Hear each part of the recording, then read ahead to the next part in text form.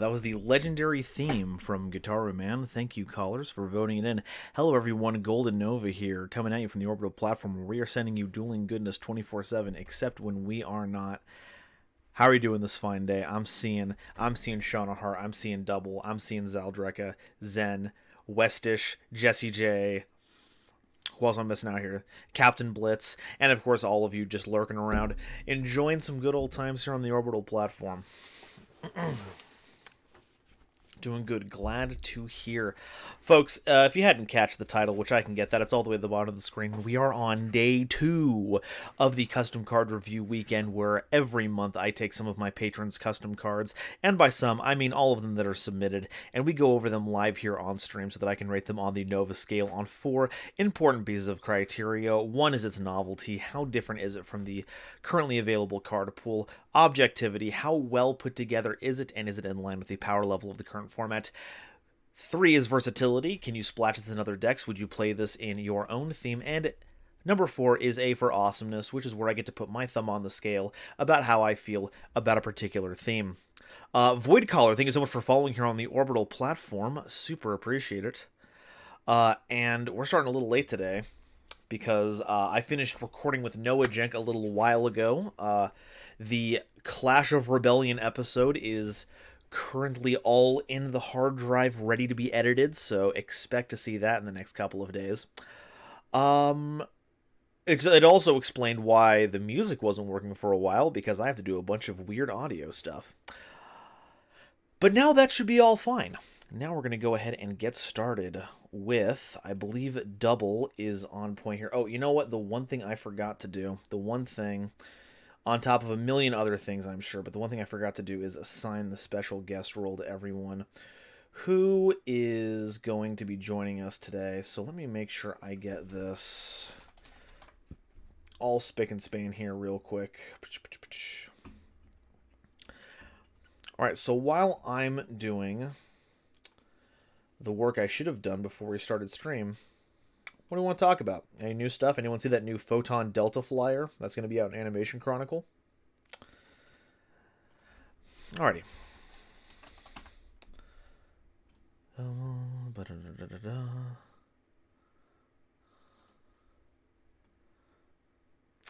Also, thank you for putting up yesterday's VOD. I appreciate it. Thank you. I remembered to do a thing. It took a bloody long time to get it up there, but up there it now is.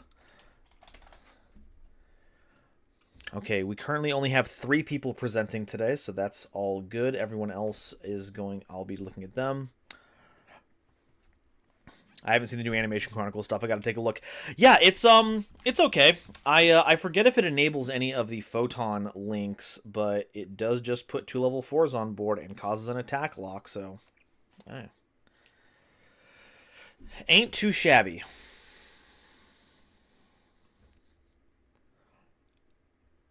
Also, hey Basilisk of the Ada variety, how's it going?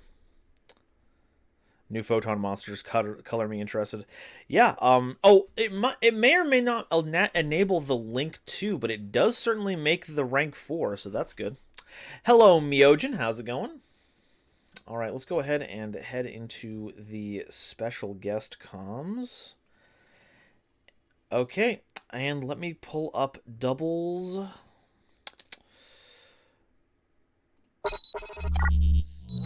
here. Boom. All right. Double, whenever you're ready, we will take a look at what looks like your Antinas cards. Until then, we're going to catch up with chat. I'm going to work on art for a game on the side. Nice, nice. Hey, Iskander, how's it going? Saw your video against Purely Great Games. Yeah. I certainly, it's been a painful process, right? I was thinking that I would just plug in all the footage, watch through it to make sure everything was okay, and then upload all of them and just like get that done. But like, and now I've done that. Now all of them are edited and ready to go. But like, watching my own gameplay has been the most painful thing in the world. Like today, if you watch today's, Comfy Basilisk, thank you so much for subscribing to the Orbital platform at Tier 1 and help keeping those engines spinning. I super appreciate it. But if you see that Marincess game that we played, game one was ours to lose. If we had, I didn't even have to do much of anything differently. If I had just summoned that Albion, the branded dragon, in the extra monster zone instead of just master dueling it and playing them all in the mains, thinking I had to keep it free for link monsters like an absolute dolt, then we would have had room to summon the Gimmick Puppet Nightmare, and then we would have had game one on lock, and it wouldn't have taken 35 minutes to lose game one. So watching kind of stuff is kind of painful, but it's also one of the ways I think I learn. I think I have to see when I'm being a big ol' Dumbo, and my embarrassment just puts those lessons into place. They are truly the screws that put together my entire game plan. Watching our gameplay is so rough, but it teaches you so much about stuff you might not notice in the moment. Exactly. Ada, you're so right. Also, I believe Double has arrived. Say hi to Double, everyone. Hi. All right, let me make sure all the audio is boosted here. Can everyone hear Double?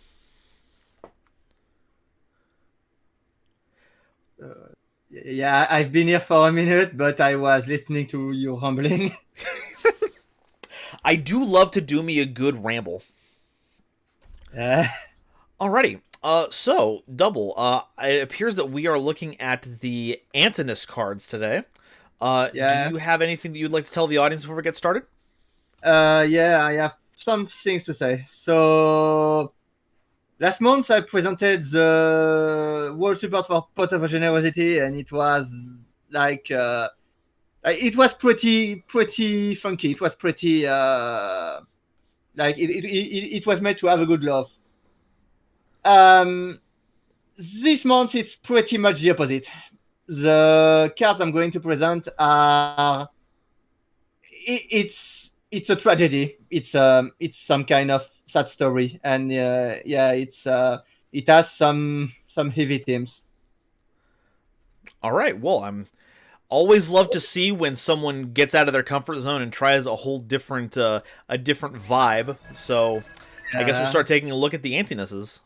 Yeah. So I have an order to proceed with this because there is a lot of storytelling involved in the archetype. So I'd like you to start with the rank 4 Xyz monster. But first, I'd like to ask you a question. Mm-hmm. What do you know about the lore of Xyz monsters in Yu-Gi-Oh in general? Say that again. What do you know about the lore of Xyz monsters, basically? Not specifically Zexal, but Xyz in general. I know that you overlay them if they have the same level. I know that if they would be banished, like if there was some kind of effect on them, that kind of disappears once they're used as material, so it functions really well with that. I didn't mean about the rules of the game. I meant about the idea between them. So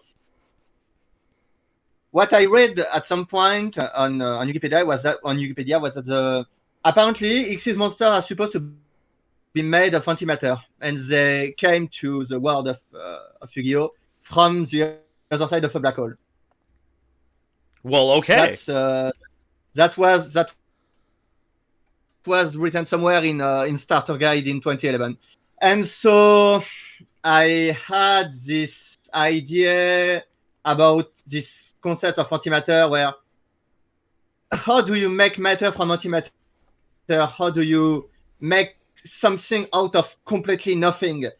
This is some kind of antinomy, and so that's why the name of the archetype at first. So Antinas is antinomy plus emptiness. Okay, all right. I think I'm picking up what you're putting down. So I'd like you to read the rank 4 monster, and then I continue with my storytelling.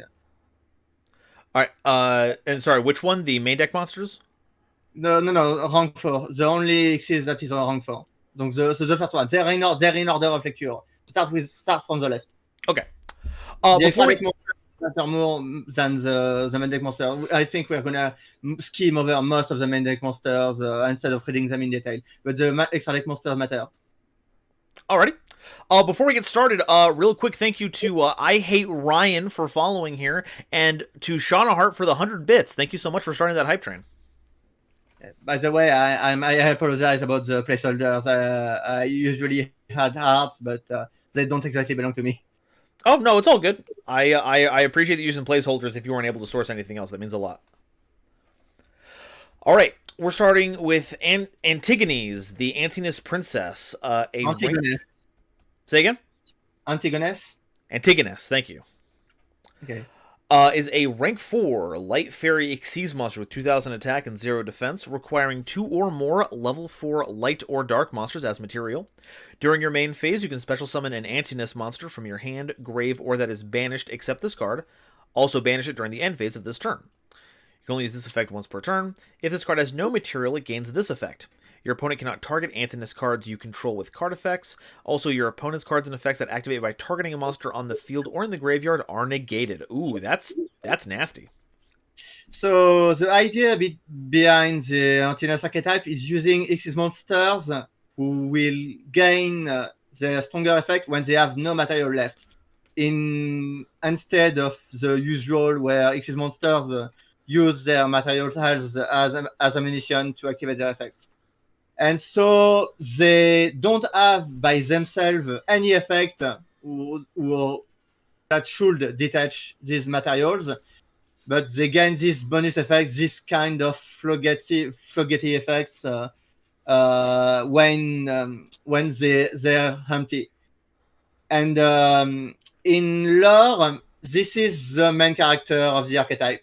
Like imagine that in the middle of this black hole of this absolute emptiness that started the Xyz monsters, there is this being, this person that this lone girl, and you wonder why is she here? Why is she in the middle of absolute emptiness? But the reality is she's kind of the thing that holds Xyz monster together. Like Xyz monster are supposed to be made of antimatter. How do you make something physical, something out of nothing? And so there is this being that originated, that did not exactly originated Xyz monster, but was put there by an entity to keep the nothingness together, and prevent it to eat the something. Okay, so not necessarily like they are the person, but they were put there by someone to act as the bridge between reality and unreality. Yeah, basically. And this, whatever put them here, is in fact the Numeron Dragon, if you know the lore of Exile. I created an archetype, and then I linked it to the lore of Xyz monsters and to the lore of Exile overall. Numeron Dragon is supposed to have created the universe, created the Xyz monsters, so there is this creator dragon, and it put this person in charge of keeping the nothing together. And so this is where it becomes a bit dark, because she spent thousands and thousands of years in this absolute nothing, just being the entity that keeps the nothing, that keeps the emptiness in check. Mm-hmm. And so that's a lot of solitude and crushing pain and solitude to hold on for a single being that has no contact with anything. It's like complete sensory deprivation, but in some kind of weird space-time, and it's not fun, let's say.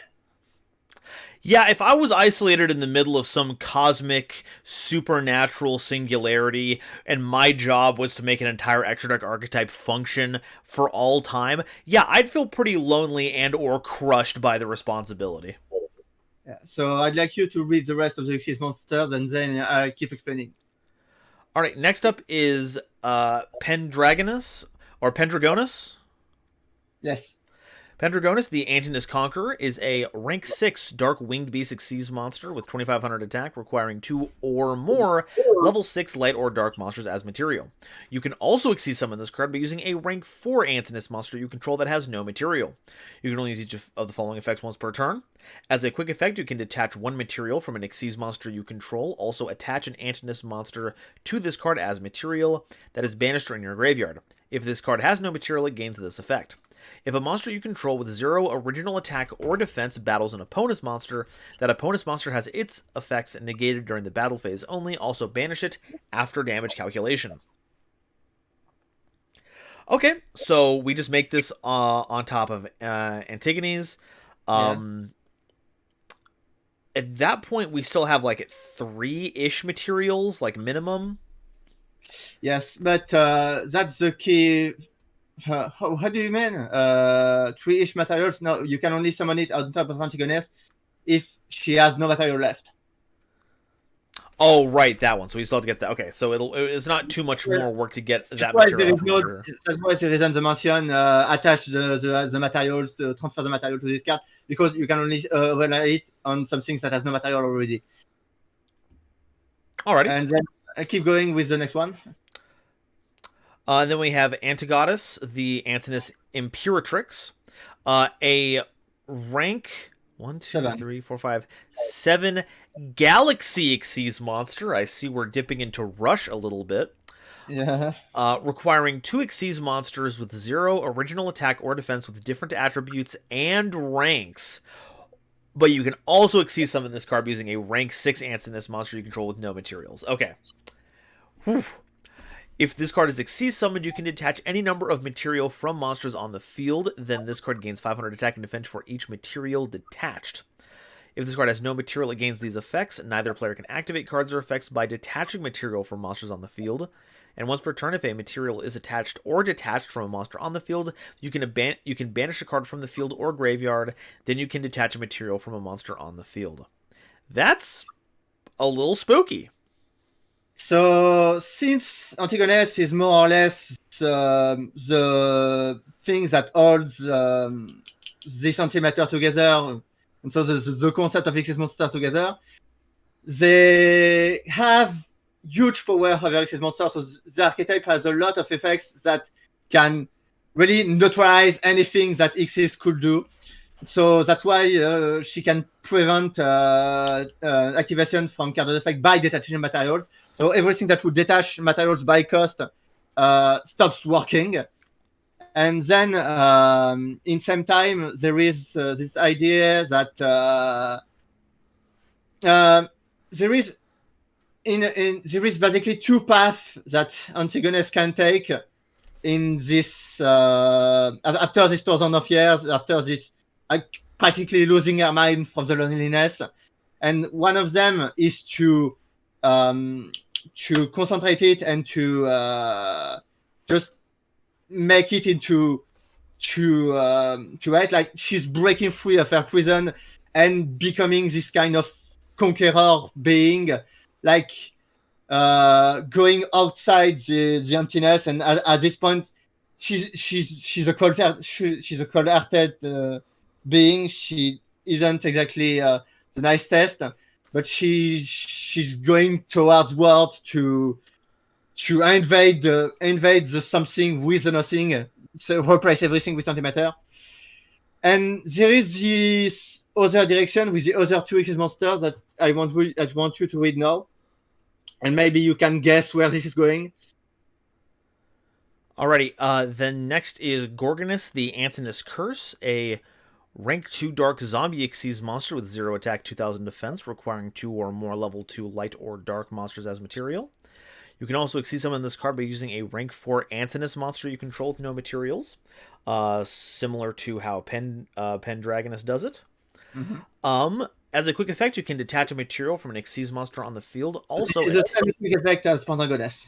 It has the same, and both of them have this ability to detach from any Xyz on the field, but they also must attach an Antinas card to themselves, so they cannot exactly shake the materials attached. They cannot exactly remove the materials attached under them. They can only shake them or swap them with something else.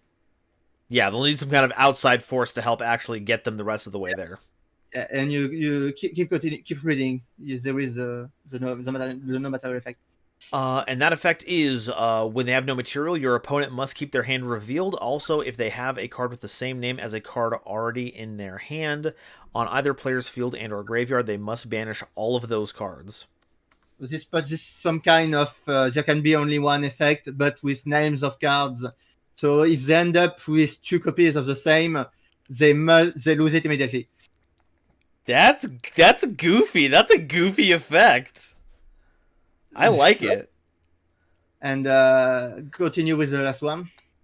And then Endless Antinas is a rank 1 Dark Galaxy Xyz monster with 0 attack and defense, requiring 2 Dark Xyz monsters with 0 original attack or defense with different ranks. Or you can use a rank 2 Antinas monster you control with no material. If this card is Xyz summoned, you can banish all material from monsters on the field. If this card has no material, it gains these effects. Your opponent must banish a spell or trap card from their hand or field to activate the effect of their face-up non-Xyz monsters, and when either player takes battle damage from a battle involving this card, banish all monsters on the field except Xyz monsters with no material. Then you can banish all Xyz monsters on the field until the end phase. So the first of these 2 effects is made to turn other monsters into pseudo Xyz, where you must banish a spell trap instead of detaching a material, since other monsters can't have materials. So this is the idea of mixing this matter and antimatter into something. And these last two issues is really, when she loses her mind, it doesn't go well.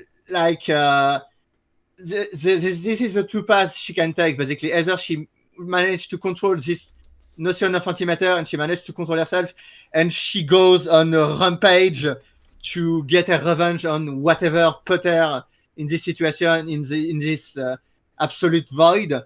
Or she loses her mind, she becomes crazy, and she basically turns into some kind of monster that wants to eat anything that's on their way, and she ends up turning into this kind of black hole of pain and loneliness that just banishes everything. Honestly, mood. Mm-hmm. Yeah. Folks, type in the chat if you would also turn into a giant black hole that would consume everything around you because of all the pain and suffering you have to live in your life. And so that's the basic idea. And so when she goes on the path to conquest, so with turning into anti-goddess, she basically wants to take revenge on the Numeron Dragon and on everything that caused her to be here. And so she hates into Xyz monsters. That's why a lot of these anti-Xyz effects. And so you can look at this effect. You can see that there is a lot of effects that would. So it's let's say if you look at Pendragoness, you can see the effect where monsters turn. You can negate the effect of opponent's monsters. This is some kind of counter to Numeron Dragon, see, too. So there is this idea behind it. I want you to take a look at one of the main deck effect monsters, mainly, or 1 or 2. You can look at Song of Antinas, and you can maybe get the idea behind these main deck monsters, because we don't have a lot of time, unfortunately. So, and they are pretty much similar. But please read Song of Antinas. Okay, Song of Antinas, level 4, light, sea serpent, 0 attack, 1000 defense. If you control no monsters, you can special summon this card from your hand, or that is banished. Ooh, that's silly. During your main phase, you can add an Antinas spell or trap card from your deck to your hand, and if you do, you can banish a monster from your field, from your face-up field until the end phase. You can only use the effect, previous effect once per turn. A light or dark Xyz monster that has this card as material gains this effect. Once per turn, you can detach a Song of Antinas from this card to banish a card from your graveyard. So you can skim over the others if you want while I'm explaining. But basically, all these main deck monsters, they're not real. They're some kind of hallucinations of caused by Antigonus losing her mind, and they all have this structure where if you control the monster, you can special summon them from your own or that is banished. They have a unique effect, and then they have this kind of zodiac-like effect they give to a light or dark monster when they're under. They're all pretty weak effects. Like, I didn't want to do a repeat of something like Ratpierre. So there is nothing to special summon from the deck under these given effects. So there are basic things like burn or banish one card from your graveyard, or draw and put back one card, stuff like that. And so their zodiac-like given effect allows themselves to not detach from the Xyz, but banish themselves from the materials they are, and they must banish exactly a material from their specific name. So they cannot banish the other cards. So they do their effect and remove themselves this way. And this is why this is the synergy with the Xyz monsters. The Xyz cannot remove the materials from themselves. Like, Antigonus cannot really remove or get rid of these basically hallucinations, these nightmares she's doing, which are sadly enough her only form of company. And so the only moment in which she gets access to this higher power is when she got rid of every material under herself. And at this moment, this is the only moment she becomes kind of lucid. Yeah, that's pretty. That's some pretty good using mechanic for the storytelling on that one. I also like the fact that you're like, all of them have this extra ability, and the main deck the extra deck monsters can't get rid of the material themselves, but they are swapping to get whichever one of those extra materials you want to use, and then the materials themselves take care of the banishing. I think that's really neat. Yeah, they detach themselves after that. So yeah, you're getting the mechanic behind it. And then there is the spell traps. You can look at a few of these. Okay, Spiraling Antinas. If you control target one of your banished and special summon it, then you can increase or reduce level by 2 until the end phase. So that helps get our different Xyz monsters. You can banish this card from your graveyard to detach a material from a light or dark monster you control, and if you do banish an Antinas monster from your field or grave, then draw a card. Okay. So that's level modulation, draw power, and setup all in one card. Mm-hmm. Nightmare, reveal a light or dark monster from your hand, add an Antinas monster with a different attribute from your deck to your hand. Banish from your graveyard, detach a material, and if you do special summon a level 4 Antinas monster from your graveyard. They all have this graveyard effect to... most of them have this graveyard effect to detach materials. Basically, since the Xyz cannot detach materials themselves, the monsters and the spell traps are doing it for them. Art of Antinas is a bit different, though. Yeah, we got a little field spell here. When activated, you can detach all material from Xyz monsters on the field. Your opponent can't activate cards or effects in response to this card's activation. All Xyz monsters with 0 original attack or defense on your field gain 500 attack and defense, so that's how we can get that battle thing from Endless. If you control no monsters, you can banish this card and a level 4 Antinas monster from your field and or graveyard, then target an Antinas, the Antinas princess that is banished in your grave, to special summon it, and if you do, attach this card to it as material. Okay, so this is to represent the fact that there is an aesthetic I wanted for the artwork of these monsters. I cannot show it here because I use placeholder instead, but they all have this gaping hole in their chest, representing the fact that part of them is really empty, and it's also represented by the fact that they all have 0 attack or 0 defense in some capacity at the beginning. And so with Art of Emptiness, you're trying to fill that emptiness in some way, but you can't really fill a hole with a hole. It doesn't work. So in the end, there is this effect where you can bring back Antigonus and you can attach the art to her, but then she cannot get rid of it. You need the other the secondary effect of spell traps cards and monsters to detach art after that. Otherwise, you're locked from your powerful effects. And arguably you get even more empty, because with a 0 that's just 1 0, but you get 500. Now you've got 2 zeros in there. In some capacity, yeah. All right. Well, I think we are at our 15-minute mark right now. Okay. Can you just look at the title of the last trap? Of the last trap card, Vanity of Antinas? Yes, it was meant to be a wordplay. If you do not control Antinas, sees monster with no material, destroy this card. When this card is activated, look at your opponent's extra deck and banish 1 card from it. Or if you control Antigones, you can banish up to 5 Xyz monsters from it. Instead, when your opponent has banished Fusion, Synchro, Xyz, and/or Link monsters, apply the following effects. If Xyz monsters you control gain 100 attack for each banished Xyz monster and gain 500 attack for each banished number monster, ties into that whole lore. And negate your opponent's activated effects and effects on the field of cards with the same original name as their banished Fusion, Synchro, Xyz, or Link monsters.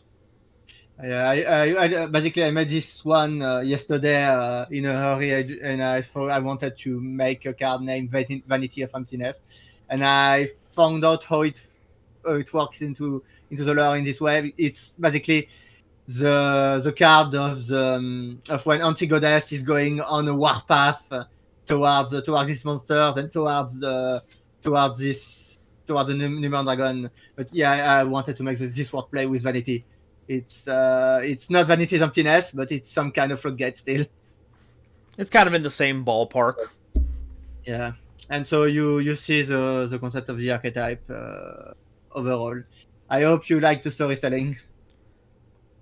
Yeah, the a person being the centerpiece of what is a much beloved archetype and using the storyline from the anime to make all of it possible, I think it's a pretty good launching point for something you would actually see in a core set. So I think it's well put together. Okay. All right, let's Nova scale all these little dinkuses. So for novelty, there was a big emphasis on Xyz monsters that get better when we don't have material. Now, we've seen this every once in a while, but it's never been like a big sticking point for an entire theme as far as I'm aware. So I think when it comes to novelty, we got to give it a 5. There are some mechanics that are being used here. Like you were saying, there's Zodiac stuff here. There's some like non-archetypal. This material gives certain properties.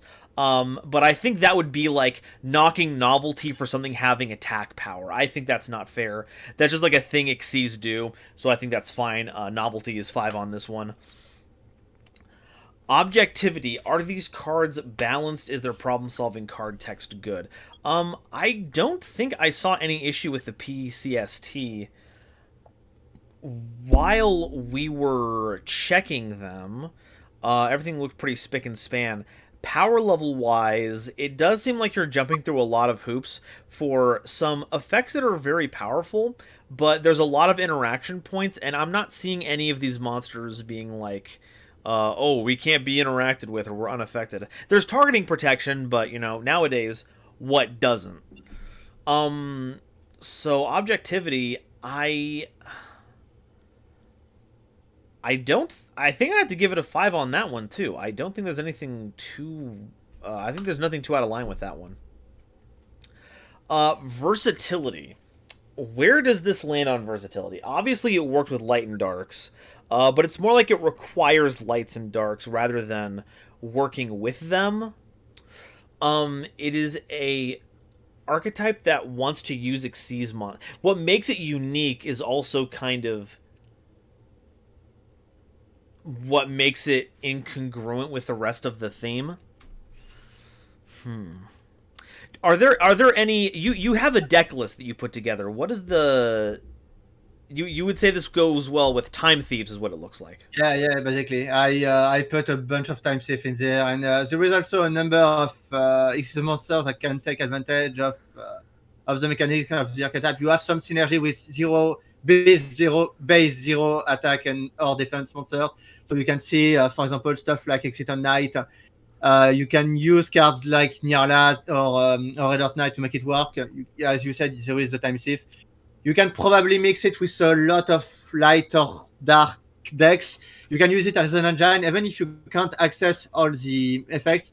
Antigonus can do some things. You will have a hard time detaching materials from the Xyz monsters without the archetype itself, but you can splash it in some capacity. You can find other cards like Onigami Combo to detach your materials, and then you can get things working.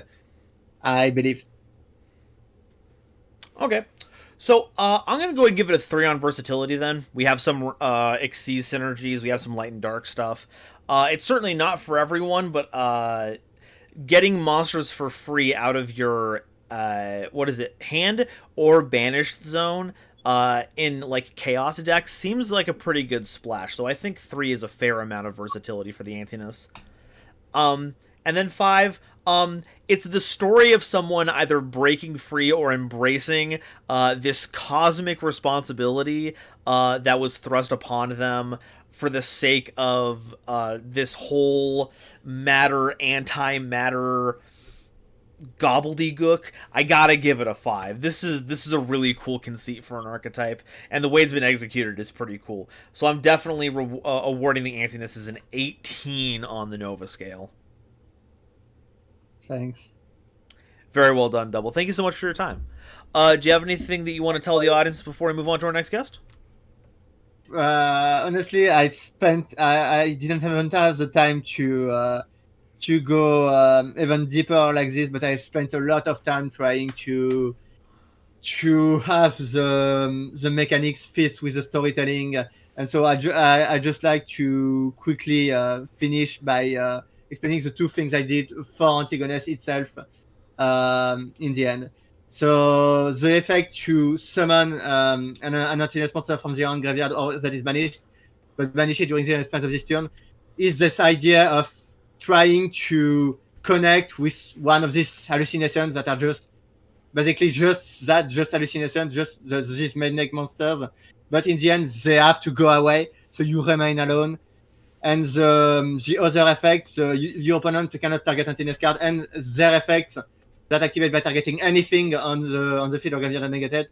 It's two means that it disconnects the. It's like undoing molecular bonds between things, basically. It's like you cannot target your own cards. You cannot connect. You cannot touch your own friends. Your own. It's like it's a bit of jealousy from Antigonus. Yeah, the whole like very slightly you're just like never actually touching anything because electrons suck and they're mean. Yeah, that was the last thing I wanted to explain. Otherwise, I think I've went around explaining the idea and all the mechanics. I thank you for your time. Hey, and thank you for all of your help on the platform, and thank you for sharing this very thought out idea of yours. Thank you so much. I hope the next archetype, the next person who presents an archetype, makes something a bit. Let's brighten the mood, because this one was pretty dark. Sounds good. Okay, well, thank you again so much, Double, and I'll catch you around. Okay. See you around. Alrighty. Okay. So, I think this is a pretty swell archetype. Before we move on to our next thing, I wanted to give a big thank you to TD Toto 33640 and Zera2. Sarah Tolkien. Oh, wow, I'm so bad at that one. But Zara from the Patreon. Thank you so much, both of you, for following here on the Orbital platform. I have no clue how I wasn't following you beforehand. You know what? I get that message a lot. You know what all of you can do to make sure? Just double check and make sure that button's clicked. If it's not clicked, you're in very serious danger of not being subscribed. Or rather, here it's following. I'm a YouTube person at heart. All right, so let's go ahead and reset the Nova scale here. Next up is Captain Blitz. Captain Blitz is going to show up here, and Blitz is going to regale us with their cards. And Blitz, if you want to talk to the audience real quick, I need to go grab some water because this room it's burning up and I need to rehydrate. So, Blitz, why don't you share with everyone your favorite sea shanty? And or whatever you want.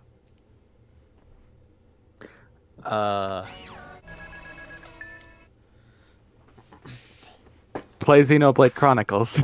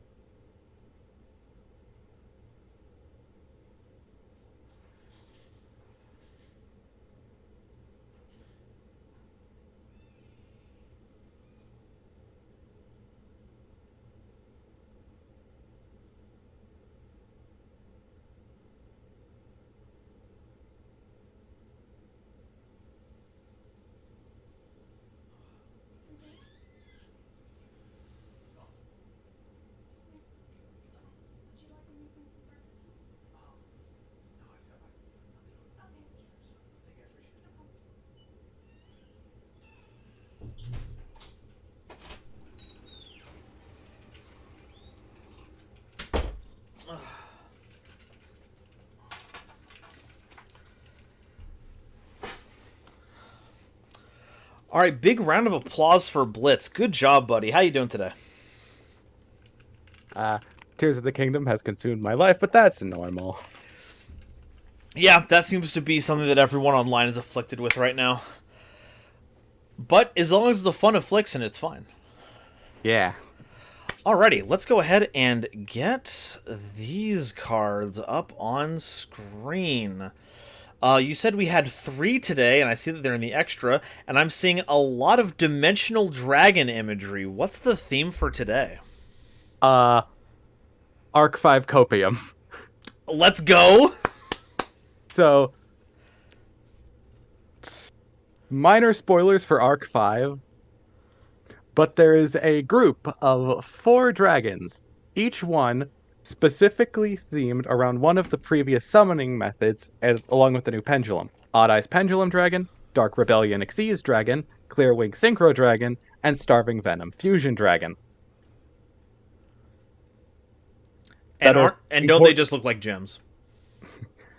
They're important for plot reasons, and by the end of the series, Yuya Sakaki, the main protagonist, will have combined his Odd Eyes Pendulum Dragon with the other 3 through nonsensical card effects. You know, anime. Yeah. However, we never see what any of the other 3 look like when smashed together, probably because it's much easier to combine Pendulum with the other mechanics than to combine the others with each other. Yeah, I'm already seeing the text for Dark Rebellion Venom Dragon, and I can already see the constraints of the mechanics bending and twisting under the weight of them. I'm not even sure that I am allowed to do some of this, by game mechanics, but here we go. I love it. All right. Anything else you want to add, or is it time to go into the individual monsters? Yeah, let's just go into the individual ones. All right, sounds good. Real quick, Giant Dwarf, thank you so much for subscribing at Tier 1 for 11 months. Thanks for helping keep that box of gel pens at the center of the station spinning so we can all maintain geosynchronous orbit. They are for patrons, but if you join the Patreon, there's a link in there. And we're still doing custom card stuff tomorrow, so if anyone wants to join in the last second, submissions are still open. All right, now that I've plugged the thing that we're currently doing, let's talk about Clearwing Venom Dragon, a level 10? Yes, 10. Dark Dragon Fusion monster requiring Clearwing Synchro Dragon and any Dark Fusion monster as material. Now, Clearwing is this guy, the original Dimension Dragon of the Synchro universe. Yep, level 7, Wind Dragon. Got it.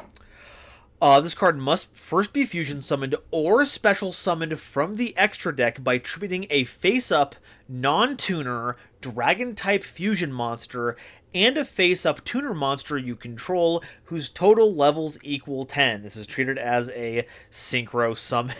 Yes! Yes! Folks, And if summoned this way, it is treated as a synchro monster, in case you want to have a mech lord eat it or something. so cool. That's so cool.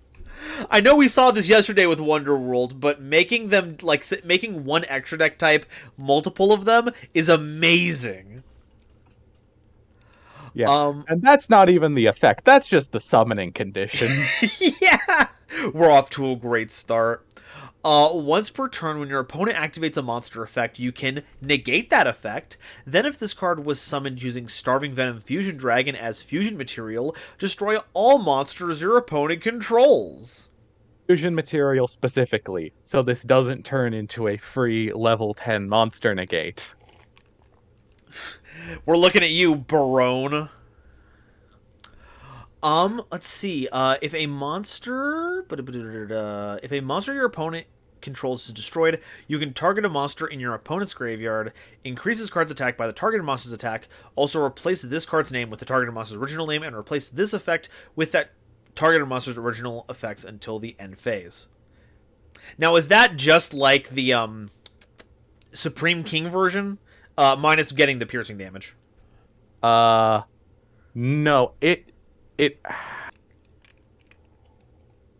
the Supreme King one can target anything on field or in either grave. Oh, okay. But this is just your opponent's grave. Yes. All right. So we have. Oh no, sorry. Go ahead. The negation effect is both a hard and soft once per turn because of name changing shenanigans, making that weird. I just figured do both. Yeah, that makes sense. Okay, so we have a fusion monster that you can synchro summon that is always a monster negate and is conditionally a board wipe, and also gets huge and can also take effects. Yeah. Outrageous. Great start. Yuri, chef's kiss. Thank you. This is the one that canonically should have happened, because Yuri did have Clearwing for a bit, but he just didn't. I'm just a little stinker. I'm out here committing war crimes. What a little guy. Comfy Basilisk, on that note, is there a good maximum number of cards to submit for this one? That's kind of... There's not like a hard cap on it. I do my best to try and keep each individual section to 15 minutes. So if it's a big archetype, we might only get to like the key cards. If you're only submitting like 5 or something, we might have more time to go through each one individually and really dissect them. That's kind of the trade-off. And where do I submit? Crimson, if you are a patron, you can find a submission form in the Patreon post and the Discord. All right. Next up, we have Dark Rebellion Venom Dragon. Sorry, do you have anything to add? I was just going to say, general rule of thumb, just like general, wasn't outlined anywhere, but like 10 cards seems to be about the limit. Makes sense. Gives about a minute and a half per card. Yeah. Alrighty. So, Dark Rebellion Venom Dragon is a rank 8 Dark Dragon Xyz monster with 3,000 attack, 2,500 defense, requiring 2 level or rank 8 Dark Dragon monsters as material. How you are turning Dark Rebellion rank 8, I do not know, but go ahead. But here we are. This card must first be Xyz summoned or special summoned from the extra deck by discarding a spell card with an effect that fusion summons a monster while you control a dragon-type Xyz monster and a dragon-type fusion monster. This is treated as a fusion summon. Huh. And it keeps going. Okay, so you discard the spell card that fusion summons. Uh-huh. Oh, okay, no, it's answering my question right past that. Never mind. When summoned this way, oh no, but like, do you send those cards to the graveyard, the monsters to the graveyard? Or do you just summon it, like, do you have the 2 monsters on board, discard the spell card, and then you also just put Venom Dragon on board? Continue reading the effect, because there's more mandatory parts. Okay, when summoned this way, attach a Dragon-type Xyz monster and a Dragon-type Fusion monster you control to this card as material. Also, this card is treated as a Fusion monster while face up on the field. Okay, so it does put a third monster onto the board and then scoops up those two that were required. Yeah. Okay, cool. And now it is a Fusion monster that has Xyz material. This is the wackiest one because I don't know if you're even allowed to do this. Like rulings on like Phantom of Chaos and Cyber Dragon Infinity. Oh my gosh, do we have rulings on that? I believe the official ruling is unless it is natively an Xyz monster, it can't have material. I don't know how it works if it's base an Xyz monster, then gets material, then becomes treated as something else. Oh, that is weird. Yeah, so we're just going to put that whole issue right off the table. Like, we're just not going to talk about that. Sounds good. All right. Once per turn, you can target an opponent's face-up monster, then apply the following effects, in sequence, depending on this card's Xyz material. If there's a Dark Rebellion monster, negate the effects of the targeted monster and reduce its attack to 0, then this card gains the lost attack. A Starving Venom monster, this card's name becomes the targeted monster's name, also replace the effects with the targeted monster's original effects. A Fusion or Xyz monster, detach one Xyz material from this card. Also a soft once per turn, because name change shenanigans make hard once per turn's weird. Oh my goodness. Okay, so Big Dragon, pseudo fuses, and then by using the correct material, we are stealing monster effects and attack. Yep. And dropping them to 0. So if they have anything below, if they have 5,000, you just win. Goodbye. Obelisk that's been affected by divine evolution. I don't know if that actually works, but it's a funny example. Obelisk can't be targeted. Well, you also can't attach material to this thing, so we're already beyond the realm of possibility. Yeah, but anyway, it just gets very big. Big, perhaps of the Chungus variety. Wait, I just realized that this is Yeah. This could have funny rank up implications. Uh-huh. Oh well. Oh yeah, can't you make this by using rank up Magic Astral Force on Willow, leader of the Drudge Dragons? What? Yeah, the rank 6 that people randomly use with Bestials to steal cards out of your opponent's graveyard. You just rank up Magic Astral Force that and you get this. That's not a card.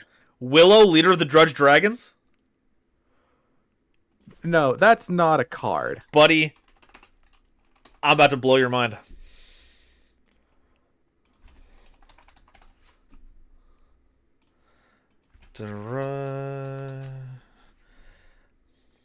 Yeah, no, there is no rank 6 Dark Dragon except for Chaos number 5. It's a zombie, son of a... Never mind.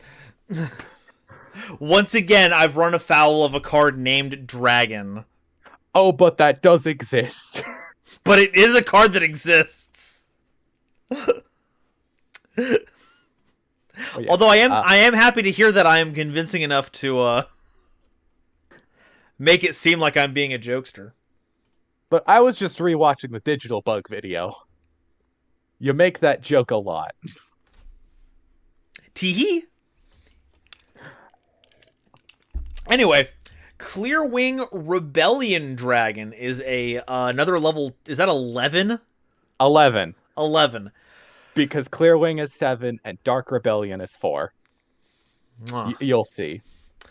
Dark 3000 attack, 2500 defense, Dragon Synchro, requiring a Dark Tuner and one or more non-tuner Synchro monsters. For this card Synchro summon, you can treat a rank 4 Dragon type Xyz monster you control control as a level 4 tuner. Must first be synchro summoned or special summoned by its own effect. You can special summon this card from your extra deck by attributing a rank 7 Dragon-type Xyz monster and a level 7 Dragon-type Synchro monster you control. This is treated as an Xyz summon. If this card is summoned this way, it is treated as an Xyz monster while face up on the field. When this card is special summoned from the extra deck, equip 2 Dragon-type Xyz or Synchro monsters in your grave to this card. When a monster effect is activated, you can send a card equipped to this card to the graveyard to negate that monster's effect, and if you do, apply the following effects in sequence depending on the monster cards equipped to this card at time of activation. Good clarification there. A Dark Rebellion card. This card gains attack equal to the original attack of the negated monster, and if this card is face up on the field, its attack becomes 0. And a Clearwing card. Banish the negated card. Huh. Yep. Huh. Yep. Huh. Yep.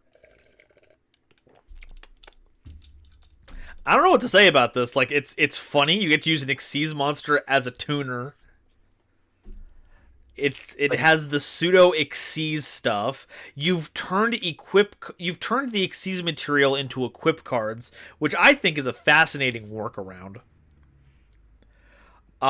This is just cool. I don't have any other words for it. It's just cool.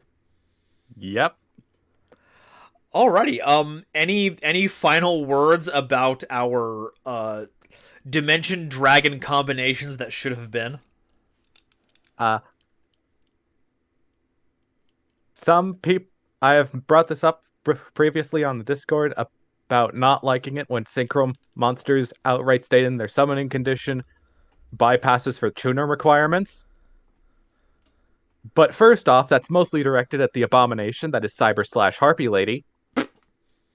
Second off, how else are you supposed to use Dark Rebellion as material for a Synchro monster?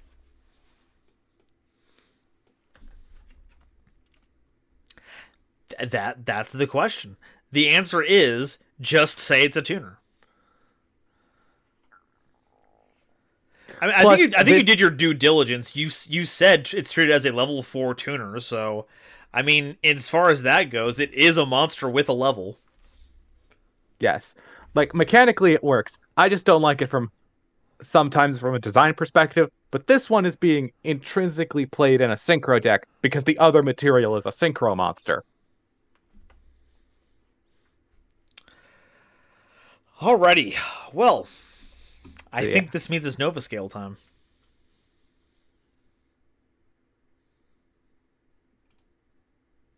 Unless I'm missing anything. No. Alrighty, so, novelty. How new are these cards? Well, while these are based specifically on the Dimension Dragons, the way that you've figured out how to combine them and their summoning mechanics deserves some merit. So on top of thinking just thinking of how these monsters would mesh together, I'm going to give it a 3 on novelty. Yay. Objectivity. Are these cards too powerful, or are they formatted correctly? That is a question I cannot answer. Because we are in uncharted territory. I will say I'll give them a 4 purely because it feels like you've done your due diligence and have tried to make them work to the best of your ability. I can't be the final judge on if they work or not, but it does feel like a lot of work into it. So I'm going to give it at least a 4. Like, there are cases when it's just like, I don't know if I'm even allowed to do this by game mechanics, but there's nothing saying I can't, so let's try our best. And, like, if something's wrong, well, then I had no clue. Exactly. And I will sing the triumphs of trying to create design in strange new locations that no one even knows how it would work all day long. I love that shit. All right. Versatility. Can these cards see play in a variety of decks? Well, by dint that they are dragons, and the fact that these 3 cards cover so many different kinds of decks, there's some level of versatility to be had here, especially because these effects are bonkers. So I'm going to go ahead and give versatility a 3 as well on this one. I could see someone randomly putting together Clearwing Rebellion Dragon just off of a weird deck they're playing. Like Dragon Link. But who would do that? I mean, a lot of the overt power in these is concentrated in using the correct materials. I think the best case you get out of any of them is a monster negate. Doesn't even destroy, just a monster negate. Yeah, which is why I think 3 is like where it should be at, because if you are splashing in other decks, technically you can, but their power level isn't exactly going to be maximum, so you can play them, they're just not going to be as good. And awesomeness, I don't know anyone here who thinks I wouldn't give a 5 to this. Yeah, we'll just smash an Xyz and a Fusion Monster together, and we'll just have them be treated as different extra deck types. What are you gonna do to stop me, Konami? Nothing. This is our world. So I'm giving these new Dimension Dragons a 15 on the Nova scale. These cards are pretty sick. Well, no, they're not sick. Pandemic Dragon is nowhere to be seen. Ba-dum! Folks, this has been the pandemic section of today's stream. If you haven't got your up-to-date booster shots, make sure you call your local pharmacy and see if you qualify for a free appointment. Blitz, any parting words for the audience? Would you be okay with some Xenoblade 2 spoilers next time? Oh, but that means I have to play Xenoblade 2 by this time next month. I could change it.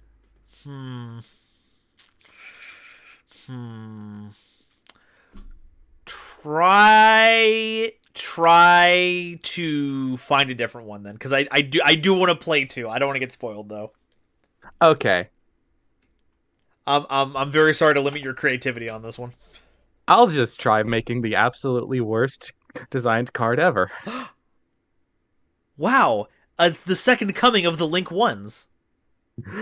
No. Even worse. Oh no! I'm aiming for a 4. Just total. We're number one. All right, take it easy. Have a good one. Good night, everybody. Alrighty. Has Noah really not gotten you to play all the Xenoblade yet? I finished Chronicle. I didn't play the extra story on the Switch because I had burnt myself out on it. I gotta get on the other ones though. Noah Jenks forced me to play Yakuza. That's currently what he's got me on. I need to know what you've played in terms of Xenoblade. I've played Chronicles 1, and I've played a lot through Gears. But I did spoil myself on Gears. I played through like half of Xenosaga 1, and then I stopped because I'm not very good at Xenosaga. How you been? Been a while. Hey, I'm doing pretty good, Jenga. How you doing today? Hey, Sandra Rose. How's it going? Alrighty. Let's go ahead and move on to our final speaking guest for today, though we still have a lot more cards to cover. Let's go ahead and get Zara. Zara, are you present and ready to speak? That's the Discord one. Let's go ahead and get the Discord one pulled up here. Boop. Alright, that'll go there. Hello. Hey, Zara, how's it going?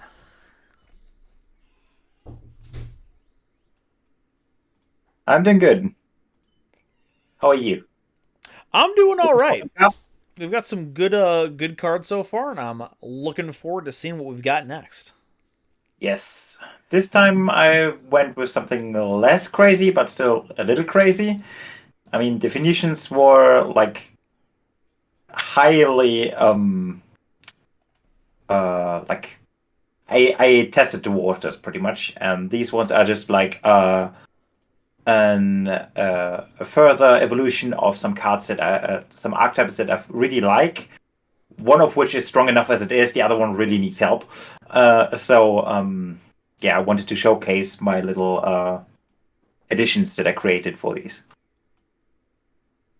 Alrighty, well, let's not waste any time. Let's get started with Harpy Stormcaller, a rank 4 winged beast exceeds monster with 2200 attack and 2100 defense, requiring 3 level 4 winged beast monsters as material. This card's name becomes Harpy Lady Sisters while on the field or in the graveyard. That's pretty good. That's off the bat. We need more Harpy Lady Sisters.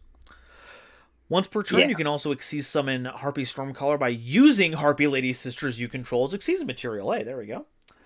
Once per turn, if a face-up card on the field is returned to its owner's hand, you can choose to attach it to this card as Xyz material instead.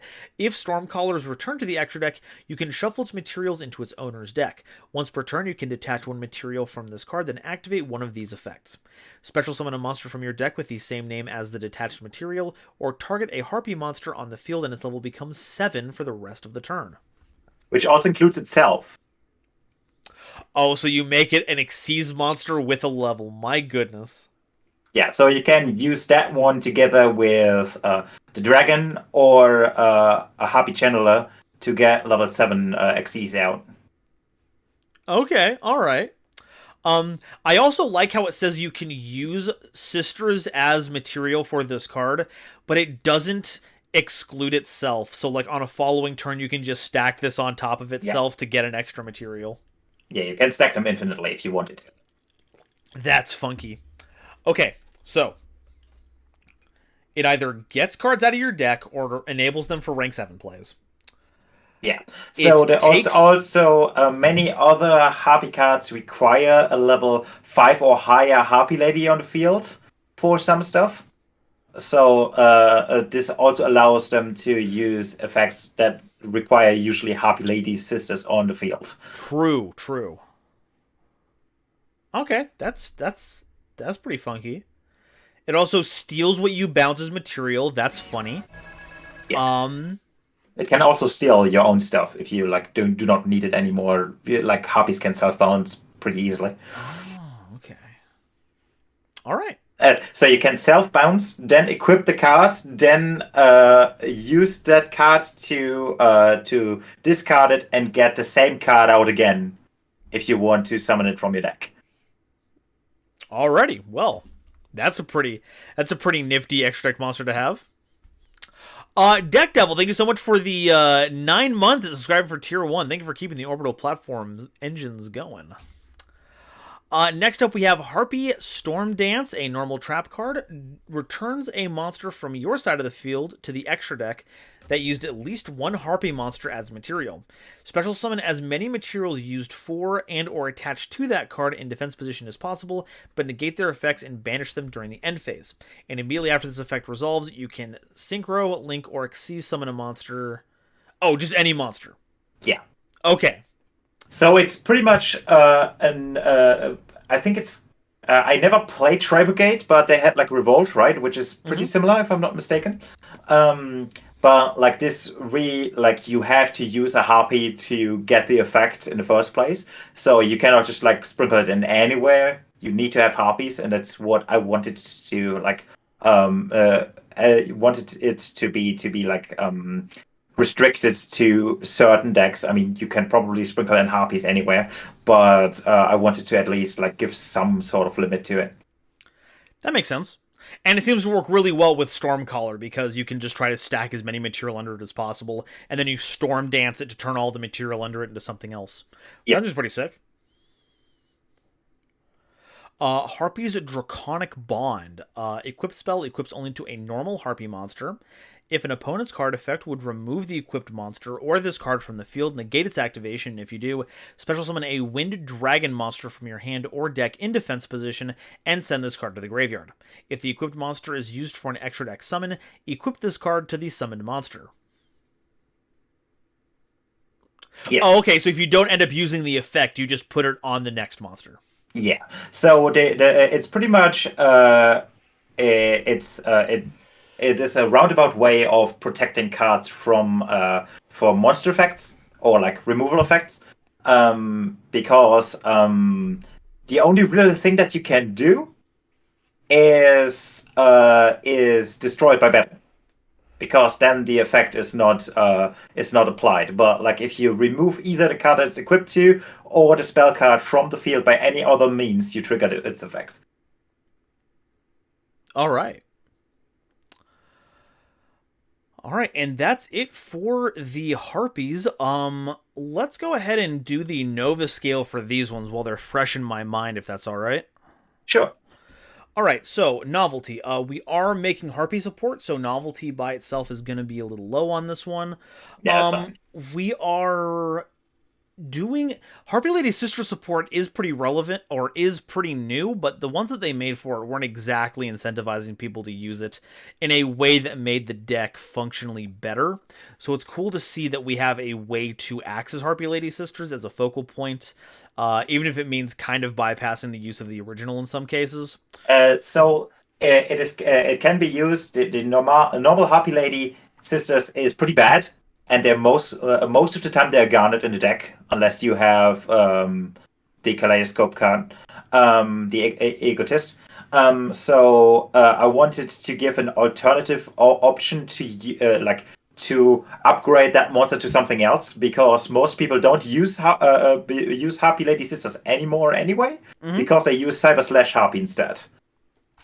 Because it triggers all the cards that need a level 5 or higher monster anyway.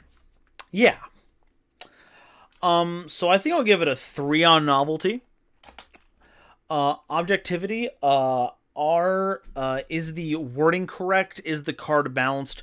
Power level wise, I don't think we're doing anything that's breaking the bank here. We have some protection that puts more cards on board. I think Storm Dance could be busted beyond belief, but I'm not sure what you can summon with it.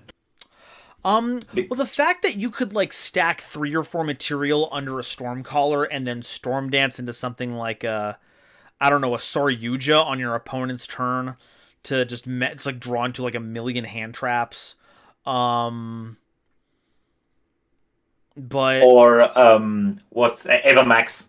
Or Aver. Well, you wouldn't be able to do Avermax because it has to be monster special summon from the extra deck. So if we're summoning back material, if I have one already, like if I have another card on the field that is a link monster or something, I can use it as material for Avermax. Because I think only one monster needs to be from the extra deck, I think. No, it has to be all of them, unfortunately. Okay. Never mind then. That is fine. There's also, what was it? Lost my train of thought on this one. You could, like with Revolt, because you're likely using Winged Beasts, you could make Shrag with this, so that's more things to remove, so that's not bad. So I think the power level here is just right. Stormcaller can be strong, and Storm Dance, but there's a lot of hoops you have to jump through. It's not like a one-card combo that sets up like a board in a box like things like Tier Limits can do. Yeah.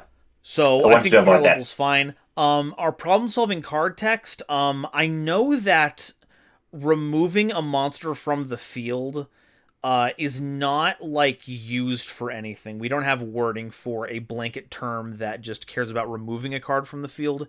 So that's kind of uncharted territory. I liked it, like things like Digimon have that wording, but I don't really, I can't knock it one way or the other because it is just meant to deal with that whole umbrella of things. I mean, or if I could also say like if it leaves the field, which probably is like used in some wording somewhere else, but like because leaving the field is like either one of those cards needs to leave the field for the effect to trigger. Yeah. So it could also. Oh yeah, we do have wording for like trigger effects. For like if this card leaves the field. But when it comes to protection, I don't think we have anything that anticipates just leaving the field. Also, fun fact that I just realized, you can use Draconic Bond. You can trigger it yourself by bouncing something for Harpy Stormcaller. You can bounce your own card with this card equipped to get the dragon out.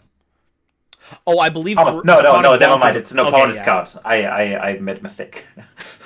I did not read my own card correctly. Hey, honestly, with all the text you put down, it's a wonder that we don't forget our own effects more often.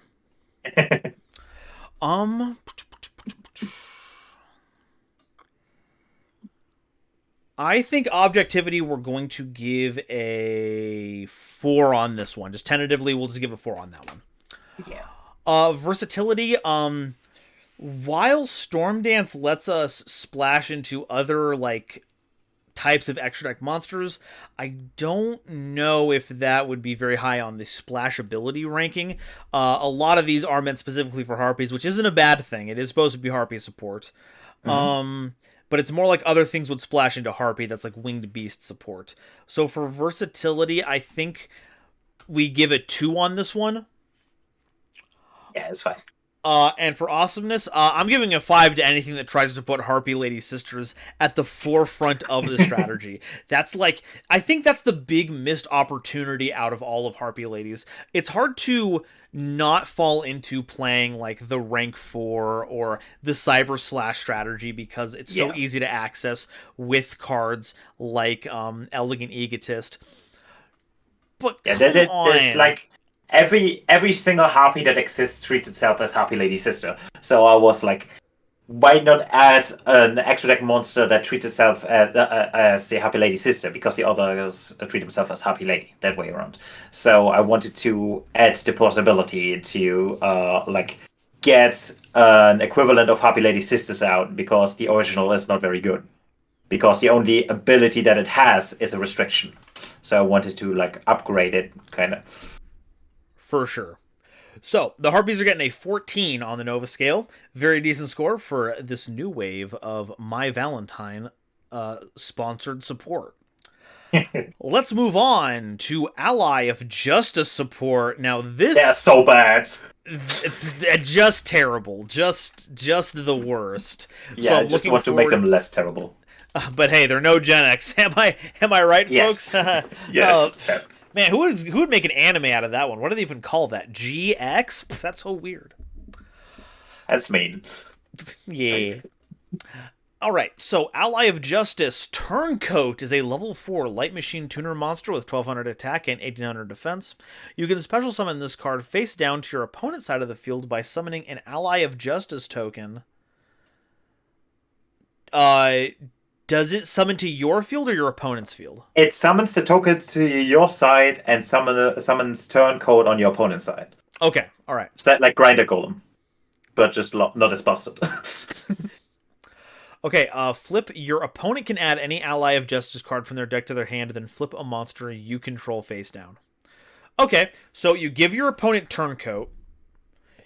You get the token. Your token crashes into Turncoat because the attack matches the defense. Yes. You get an Ally of Justice. And then it forces them to put a card face down. Yeah, either Turncoat, which means that you can trigger it again. Uh-huh. Or one of the other cards and disables them. I think I should probably remove the once per turn there, because I definitely want to have it be a trade-off. So either your opponent has to give you another +1 by turning Turncoat back down, and you have to turn it around again. To have it so you can draw twice of it, or they have to put one of their own cards face down instead. Got it. Okay. Also, a little bit of a lore standpoint, the Allies of Justice are supposed to fight against the worms, I believe. Mm-hmm. And Turncoat is a spy. It's a light machine. So it pretends to be a worm, infiltrates the opponent, gives you intel. That's awesome. I love that.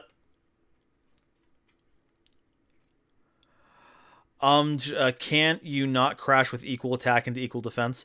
No, yeah, you would specifically do that because the token has 18 and the monster has 18 defense. So you would just hit them and then it would flip up and then nothing would happen except you get the search. Yeah. Which is also which comes up later because they are there's another card that like plays into that, but like we're gonna see that in a bit. Okay, Comfy Baskets. I mean, there is if X leaves the field. Yeah, we do have leaves the field as like a to meet a trigger condition for something, but I don't think we have if this card would leave the field by a card effect, do not do that, or like negate the effect that would do that kind of thing. I don't think we have a card that works like that, which is what I was getting hung up on earlier. Okay, Ally of Justice Searchlight is a continuous trap card. As long as this card remains face up on the field, flip all monsters face up during the end phase. Negate the effects of any light or flip monsters that were flipped up by this effect, and destroy them. Yes. Well, goodbye, Worm. I mean, we found the ability. As the next one is even more funny and makes this potentially broken, but not like overly broken. Okay, Ally of Justice Reprogramming. Continuous spell card. Once per turn during either player's main phase, pick one attribute. As long as this card remains face up on the field, all Ally of cards that specifically affect light monsters affect monsters of the chosen attribute instead. You can banish this card from the graveyard to return an Ally of Justice card from the graveyard to your hand. So trying to think. There's like what's an Ally of Justice effect that there's like Thousand Arms, right? That's like if there is a non-light monster on the field, it just self-destructs, but it can attack all light monsters once per turn. Yeah. Each. So you just turn that to like, oh, that's a funny waterboard you have there. Anyway, I shouldn't be saying waterboard as a term. Anyway, that's pretty cool. Yeah, I don't know if it's broken or not because it just kind of like sidesteps the big drawback a lot of them have, but it's like it's fine. I mean, for example, if you set reprogram into dark, you can just entirely nuke any flip decks boards all over the place, because like I think like Shadows are dark, Guru is dark, and Tedegno is dark. So I think you just like nuke them just by those two cards existing. But I'm not too sure about that. Also, what as I saw in the comments somewhere was the continuous trap ruins turncoat, which is true because I don't want your opponent to use that card for anything. Because like turncoat is a tuner after all, so you can use it for a synchro plays as well. So if they have any opportunity to flip it face up, like and not have the effect for it to immediately flip face down again, then they can use it for their own plays. And I wanted to kind of like have the possibility to like deny them the possibility of using turncoat on their side on the field. Alrighty, last up is Ally of Judgment Containment Unit. That's a bit of a name shift. Yes. Level 6 Dark Machine Fusion Monster, 2400 attack, 2000 defense, requires Ally of Justice Enemy Catcher, the weird tentacly one, right? Yep. And a face-down monster, which must be special summoned from your extra deck. By banishing the above cards you control on the field, you do not use polymerization. Okay, so Enemy Catcher scoops up one of your opponent's face-down monsters, and then you just banish them and just to get rid of both of them. And now you got this big... Also, turncoat, if you give it to your opponent, either it or another card is face-down at the end of that turn, so you can always use it. Well, there you go. So you can summon turncoat, special summon turncoat, summon the token, attack into the turncoat, use the effect to draw enemy catcher from your deck. And in main phase 2, you can tribute the token for enemy catcher and steal the card, either if it's turncoat because it flipped itself down again, or another monster that they flipped down. Alrighty. At the start of the damage step, if this card battles a face-up light monster, banish that monster. And once per turn, this card can use the effect of one monster banished by this card's effect, then shuffle that monster into the deck. If this card would be destroyed, you can return one of the monsters banished by its effect to the deck instead. Huh. Yeah, so it scoops up face down, scoops up light monsters, contains them, and uses their abilities on your opponents instead. That's pretty funky. Now, when you say use the effect, are we talking about like their activated effects? Yes. Or does it somehow take like? Could you utilize a continuous effect for a certain period of time? I'm not sure. I say no because I don't. I want to avoid any rules nightmares because it's probably mean enough as it is. And also, I'm not sure because how I word it is, as the special summoning is an effect of this card. I'm not sure if you can use the effects of the materials as well. Because that would mean that you could use the effect of Enemy Catcher again by using it as the effect of this card. Because you banished it for summoning this, but I'm not quite sure if that is the case or not. So yeah, if you're banishing them as part of the material for the summon, that's not being banished as part of its effect. That's just, like, fulfilling the conditions for its summon requirement. So you do not get to double dip on the material for Ally of Judgment. Just what you contain with its actual effect on board. Yeah. Okay. Well, those are some pretty nifty additions. I like what Turncoat does by itself. I also like that it is a normal summonable, just good level 4 tuner monster to work with stuff. Yeah. I like the ability of reprogramming to just kind of change it up. I'm envisioning the card art right now where, like, one of the Fabled are messing with, like, the circuitry of them to work against the members of Justice. That'd be pretty funky. Yeah, so I definitely wanted to... The allies of Judgment are notoriously bad, right? Oh, they're yeah. like super bad because they're so restricted to flip light monsters. So what I wanted to do is not just give them new cards that replace the old ones, but give them cards that allow the old ones to work. So reprogramming gives you more flexibility because if your opponent does not run light or flip monsters, you're completely screwed. Well, I think you did a pretty neat job on it. I think it means it's time that we open up the Nova skills for this one. But first, I want to give a thank you to Mappages. Thank you so much for following here on the Orbital platform. I hope you enjoy your time here. Alright, novelty for Ally of Justice support. Ally of Justice is just one of those archetypes that just gets fallen off by the wayside. Even though it is an established archetype, I kind of want to give it a 4 just because we're going back to some really old design. Yeah, it's mostly like Allies of Judgment are a meme in and of itself. So I kind of fear that they're like not going to show up again unless they kind of pull a Gate Guardian on them in the future. So I thought like maybe I give them a little bit of a push myself. Alrighty, objectivity. Power level here seems on the up and up. There's not anything... Some of these cards are meant to bypass the restrictions that were put on the cards in the past, but an Ally of Justice without its restrictions is still just like a decent card at best, so I don't think we're breaking the bank on this one. There are some problem-solving card text issues that I'd like to get ironed out. The card Turncoat doesn't specify who gets the token, for instance, on the card.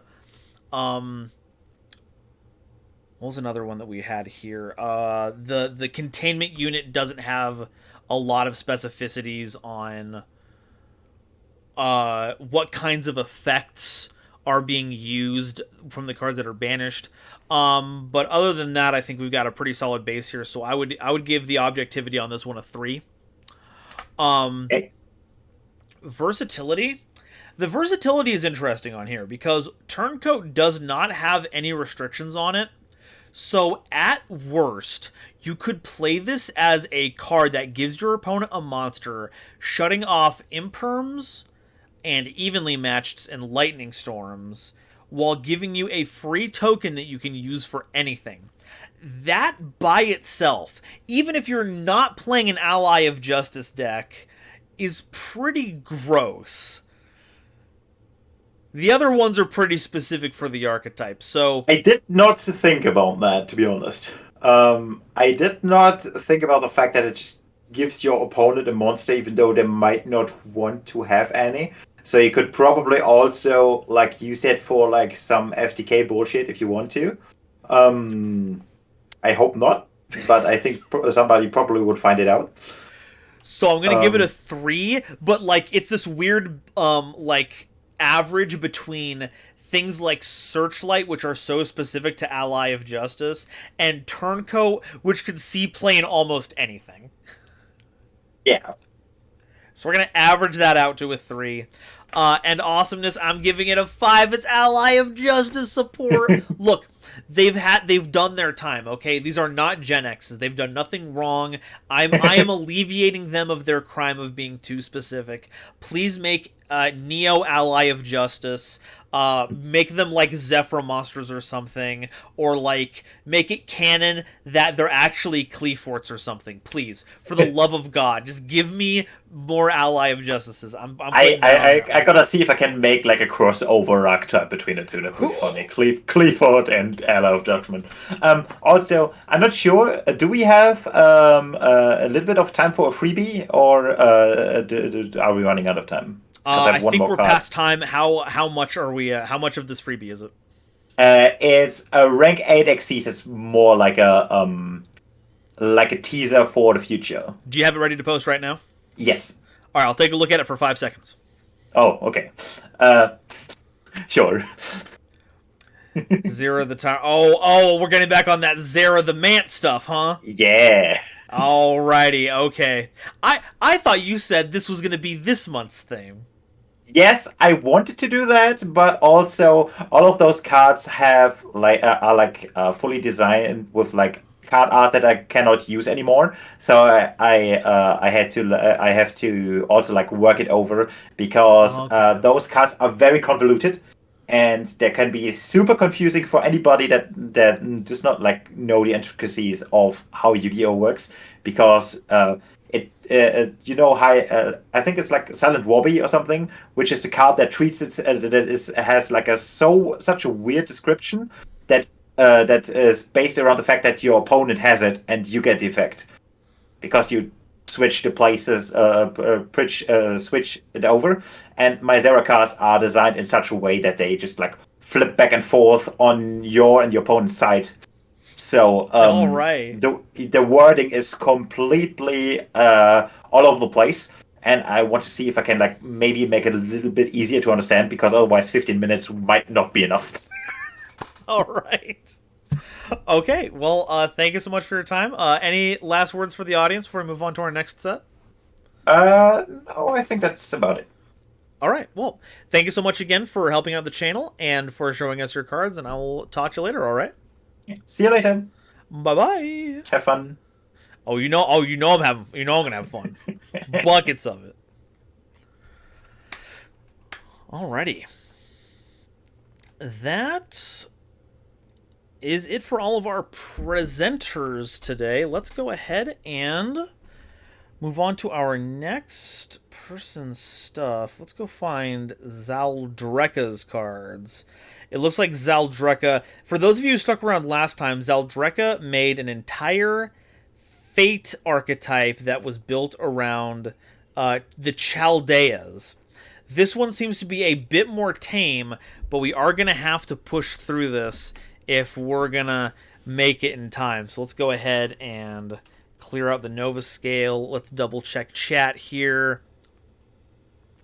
Zaldreka's in chat, so they're ready to see all that happening. Mappages, currently watching your latest Momocon video. I love the match videos. Just wanted to say, keep doing what you do. Love the content. Well, thank you, Matt. That means a lot. Thank you. The videos aren't doing too hot, so it's like, I think the lesson I'm taking away from this is, as a whole, people don't really want to see like live gameplay from me.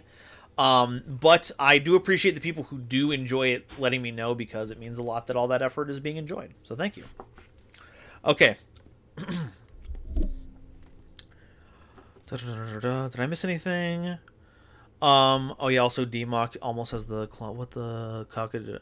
Okay, yeah. So we have leaving the field triggers, and we have those continuous effects that apply when something leaves the field. So we have like those two that care about when this card leaves the field. Yeah, we have those two. But like nothing else.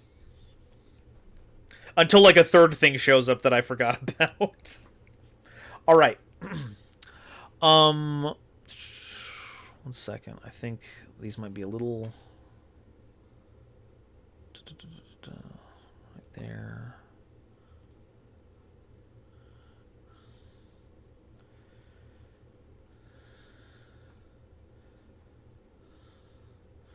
Just gonna adjust the imagery on that one real quick.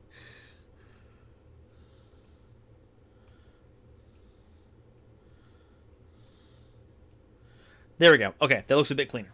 All right. Let's get started with the lore of these. As worlds begin to collide, rifts of black fog begin to appear. They glow with a sinister orange light at their core, and they spawn seemingly invincible monstrosities that the inhabitants have begun calling fog beasts. These fog beasts seem to be shaped off of existing wildlife, but their bodies are also made of the same black fog and orange light as the rifts that spawned them. They seem to be unintelligent and just mimic the behaviors of the animals they're based on, but that doesn't reduce their threat level. However, as time went on, the black fog revealed another threat, that of annihilation. Once enough gathers into a single area, it will eradicate everything within it, leaving behind a hollow crater that the world seems to not acknowledge, as chunks of rock that were once connected will now float in the air as if nothing was wrong, creating a disturbing and somber atmosphere. If you wish to wield the power of the fog beasts and eradicate your enemies with their power, then take care to ensure that they don't erase you as well.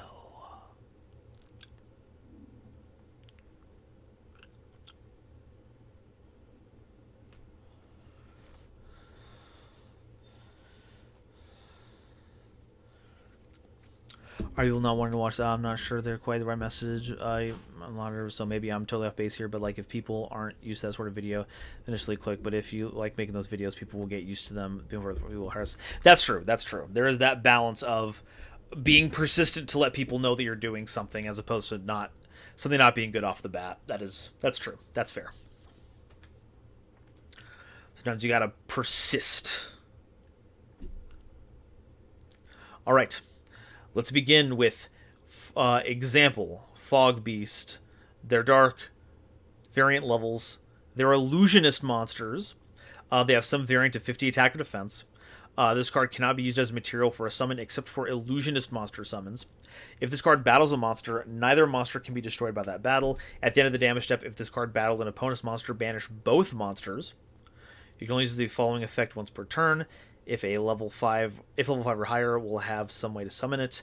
During the end phase, if this card is banished, you can place this card on the bottom of the deck, then blank. If this card is normal or special summon, has an effect. If this card is banished, you can special summon this card, then blank. With that out of the way, time for the spells and traps first. Fog Rift is a continuous spell card. This card is always treated as a Fog Beast card. All cards that would be sent to the grave are banished instead. Okay, so we have macro. Sweet. Once per turn during each standby phase, or if this card was activated, you can banish one Fog Beast monster from your deck, hand, or grave. You cannot summon monsters except illusionist monsters the turn you activate this effect. If this card is sent to the graveyard or banished, you can add a Fog Rift from your deck to your hand. So if it goes away, you get another one. You are not escaping this Fog Rift. Buddy, you must be a Fog Rift if you think that you're sticking around on the field. Fog Rift effect. Mutual Annihilation of Black Fog is a trap card that's always treated as a Fog Beast card. Banish a card on each side of the field. If this card is in your graveyard, you can banish this card, then either banish one card in your hand or graveyard, or place a banished card except for this card on the bottom of the deck. Graveyard, you can banish this card. Banish one card in your hand, graveyard, replace one banished card. Okay, so it recycles a card, or banishes one to get one into rotation. If this card is banished, place this card on the bottom of your deck. Then during the next standby phase, you can banish a Fog Beast card from your deck, hand, or graveyard. So it immediately has another effect that puts it back into your deck, and then you get something out of it. Okay. Collision of Worlds field spell card. This card is always treated as a Fog Beast card. If this card is activated, excavate the top 5 cards of each deck. Banish all monsters revealed and place the remaining cards on the bottom of the deck in any order. Then you can place one Fog Rift from your deck face up in your spell and trap zone. You cannot summon monsters except illusionist monsters when you activate this card. Fog Beast monsters you control gain 250 attack and defense and cannot be targeted by your opponent's card effects. Illusionist monsters also gain... illusionist monsters you control gain 250 attack and defense and cannot be destroyed by your opponent's card effects. So it's got a little bit of synergy for illusionists out there. If a card is placed on the bottom of your deck, then you draw a card. Okay. If this card is banished, place this card on the bottom of the deck. Then during the next standby phase, you can banish a Fog Beast card from your deck, hand, or graveyard. Okay, so we have Macrocosmos.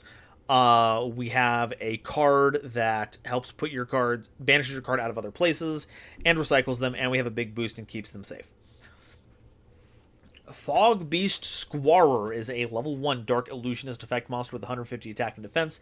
This card cannot be used as material for a summon except for Illusionist monsters. If this card battles a monster... okay, so we see this one earlier. It has the usual effects. Can't be used as material except for Illusionists. It has kind of a DD Warrior Lady effect. During the end phase, if this card is banished, you can place this card on the bottom of the deck. If this card is normal and special summoned, you draw a card. If this card is banished, you can special summon this card. Then you can add a Fog Beast monster from your deck to your hand. That does not look like it is once per turn. So while you can't just link this off infinitely under Fog Rift, unless a bunch of Illusionist cards come out, they can still be used for other things. Like Mass Driver, if that ever becomes legal. Fog Beast Ferris, Dark, level 3 Illusionist, 1550 attack and defense. Its unique effects during the end phase. If this card is banished, you can place it on the bottom of the deck. If this card is normal special summoned, you can special summon a Fog Beast Ferris from your deck. This immediately will get all of them out on the field because they are not hard once per turns. If this card is banished, you can... they all have hard once per turns on the variable effects. Okay. That's good. That's good. If this card is banished, you can special summon this card and then destroy one card on the field.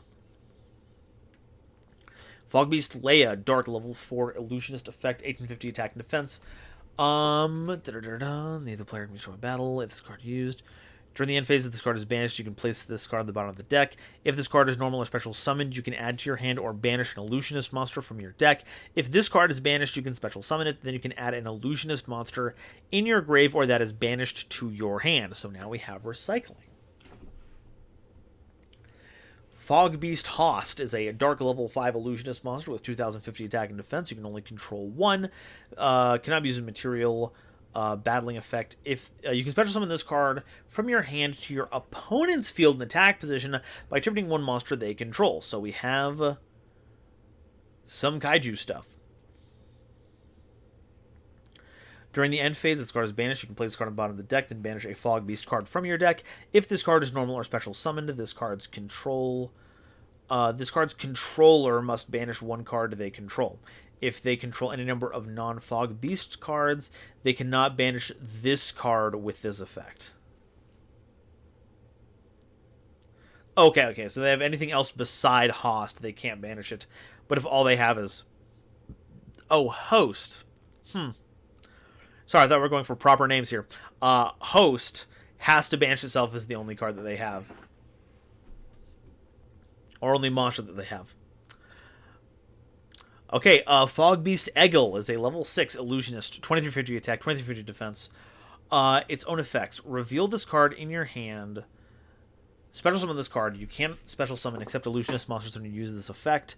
During the end phase, if this card is banished, you can place this card on the bottom of the deck, then banish a Fog Beast card from your deck. If this card is normal or special summoned, you can activate the top 3 cards of your deck, banish all monsters revealed, and place the remaining cards on the bottom of the deck in any order. If you only revealed Fog Beast cards with the above effect, you draw a card. If this card is banished, you can special summon this card. Then you can set a Fog Beast spell or trap from your deck. If you set a trap and your opponent controls a monster, you can activate that trap card this turn.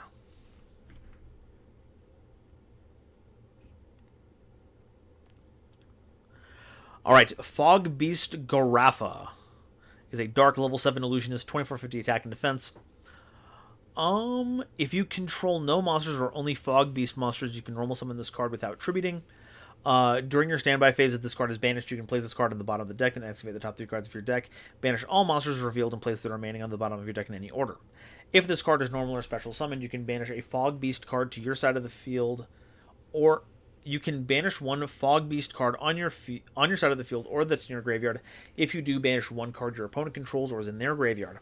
If this card is banished, you can special summon this card. Then you can banish one card in your hand. If you do it, your opponent must banish one card in their hand.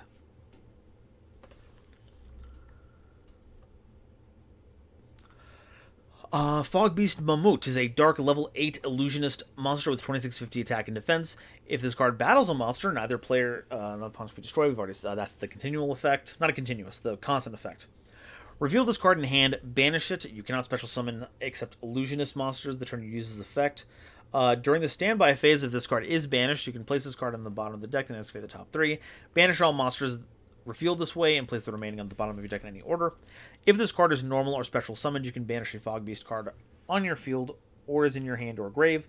And if this card is banished, you can special summon it. Then you can banish one Fog Beast card from your deck.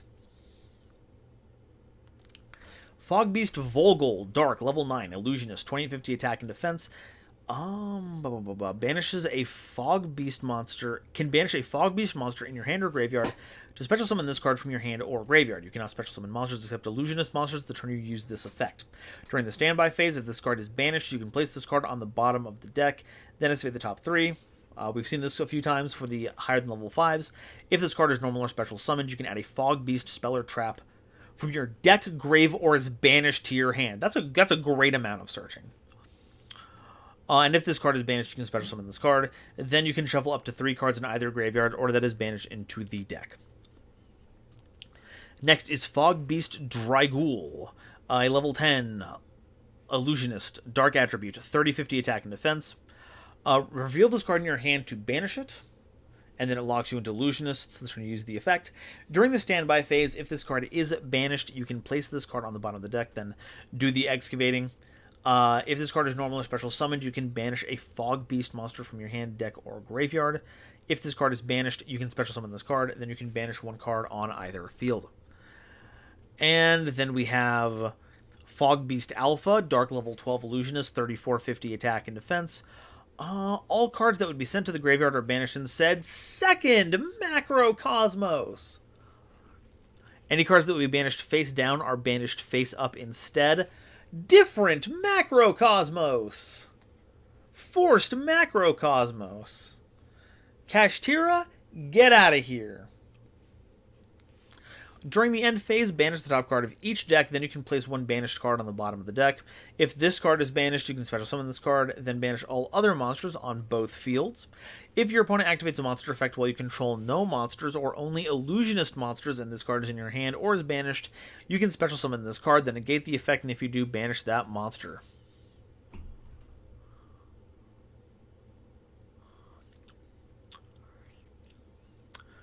Oh no, am I being Xenobladed against my whims? Am I being spoilt? You are. Oh no! It's okay. They're just monsters. I'm sure that they're just monsters. I'm sure there's nothing here that I'm... Lastly, we have a card that isn't support for Fog Beast, but it's a teaser for what comes next as well. The Conduit. Monado. Ouroboros, Response,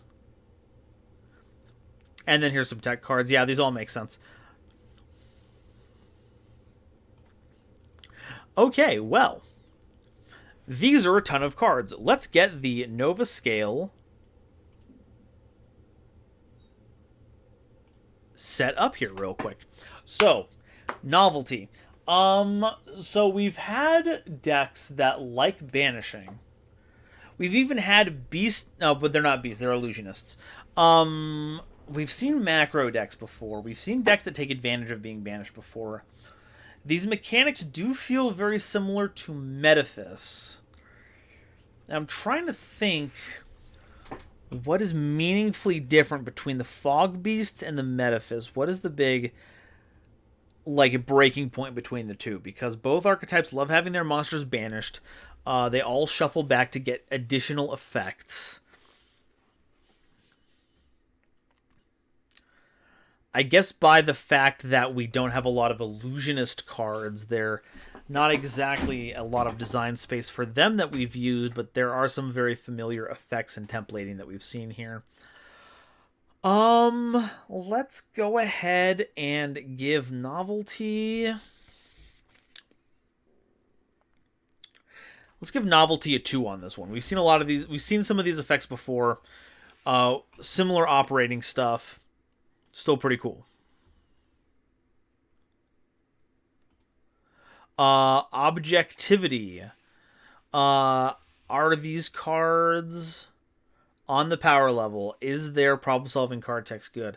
So I know that you said that all the variable effects... okay, here we go. You only use 1%. Okay, so we're good on that one. We're good. I was like, I know you said, but I didn't see the fine print until just now. That yeah, okay. So thankfully, we're not infinitely resummoning them. We're infinitely using their effects. So that's fine. I don't know. We've got the colons to denote effect activations. I don't think problem-solving card text is the issue here. The effects, though, are just really, really strong. Like... I kept reading at the end, during the end phase, if this card is banished, special summon this card, then banish another card. Card in the field. If this card is banished, then add an illusionist. If this card is banished, special summon this card. This card is banished, special summon this card. Then you can set a... This card is banished, you can banish one card in your hand. Banish a Fog Beast card from your deck. So there's Mammut.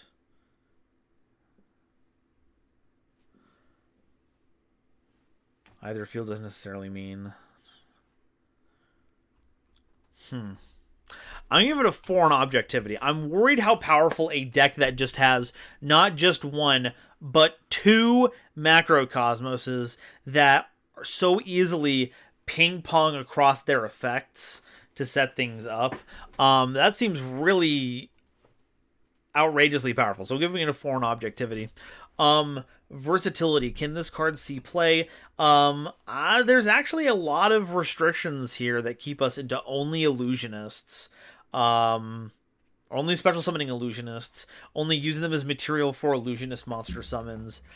And any graveyard-based deck is not going to want to play nice with this because banishing is the deck's whole deal. There are, of course, other things that we can use, but those are like tech picks. Not exactly splashable cards, so I think I have to give it a 1 score in here. If only for the fact that you're only playing Fog Beasts with Fog Beasts. If this was splashable, we'd have a whole other problem on our hands. As for awesomeness, apparently it's Xenoblades. What I know is that it's big fog monsters that attack people with the orange light of destruction. I go to 4 on awesome. I'm pretty all right with this one. Fog Beasts, I'm putting down for a solid 11 on the Nova scale. Versatility of 1 is my goal. Well, then you've done it.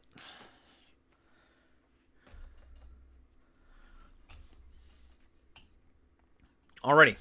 Zaldreka, thank you very much for sharing your creations with us here.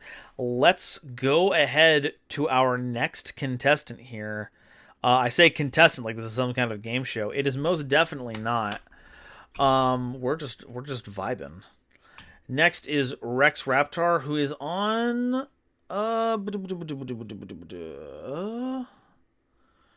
we've got dueling book links here.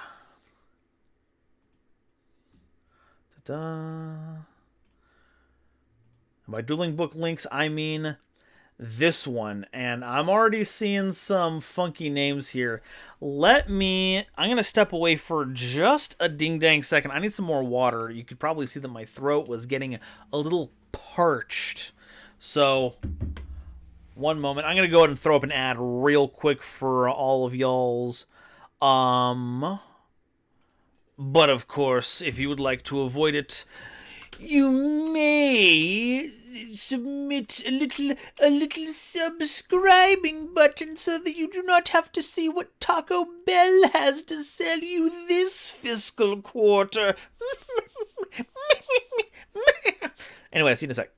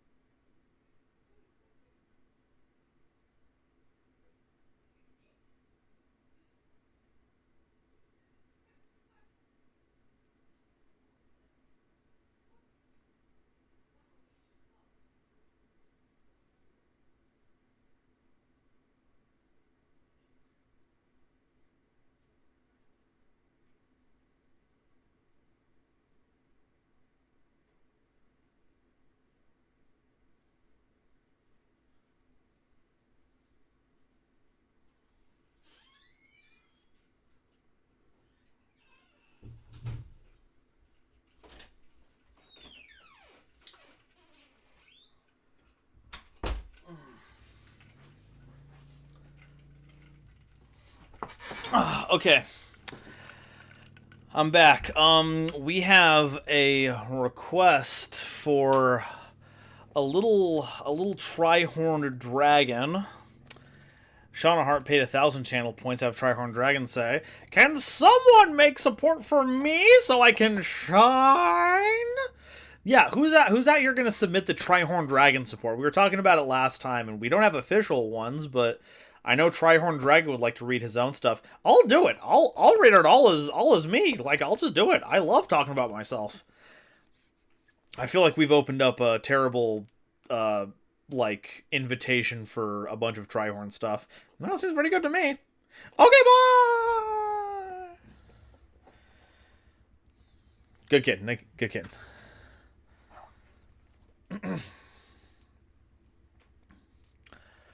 What time will the stream be tomorrow? The Sunday stream is going to start at 6 p.m. Central Time.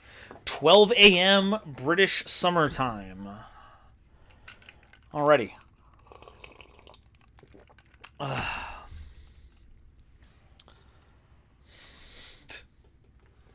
Red the Weeb paid 1,000 channel points to have Tri-Horn Dragon say, Tri-Horn Dragon wants you to play the Xenoblade Chronicle series.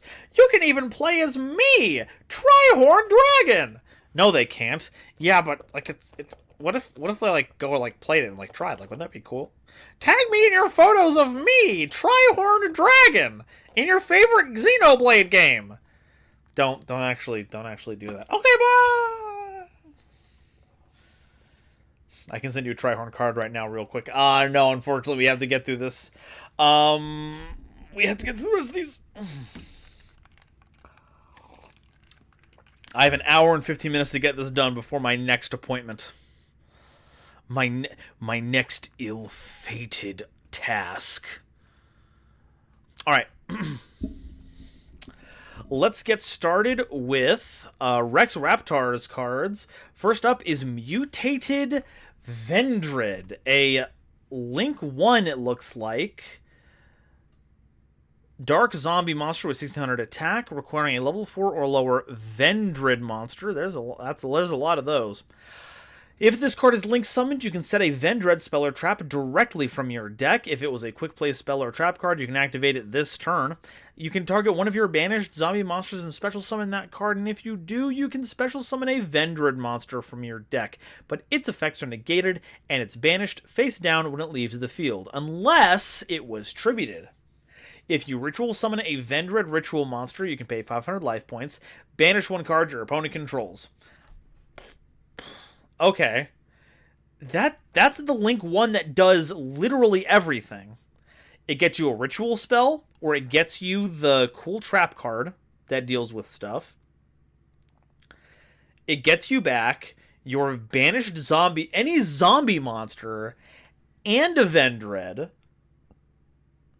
And if you tribute it for anything, it just goes to the graveyard. And then if you ritual summon a Vendred, which you can do by searching out a ritual spell, you just pay 500 to banish something. That's ridiculous. Next is Nova Space Predator, a rank 6 water sea serpent monster with 3100 attack and 1500 defense, requiring 2 or more level 6 monsters as material. That's a Link 1. That is a Link 1. If this card is summoned, you can target cards on the field up to the number of banished water monsters and negate their effects, and if you do, destroy them. You can banish a material from this card. Monsters you control gain 500 attack and defense for each banished card and cannot be destroyed except by battle. If this card is banished, you can target up to 2 cards on the field or banish and return them to the hand. Note, this was designed as a hunter of the astral fish themselves, the Goatee, which is why it has effects centered around banishing cards and being banished itself.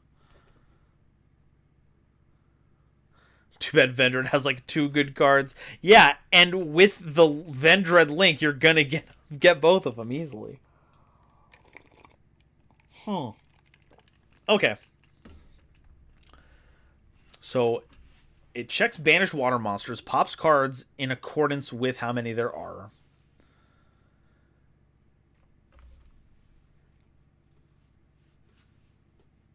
Gains a huge boost for every banished card. And if it's banished, you get cards back. Okay.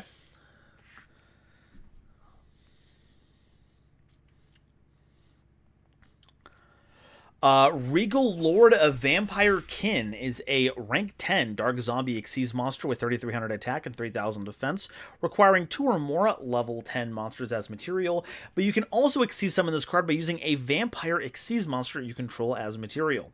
Notably, it does not appear to exclude itself, so that's concerning.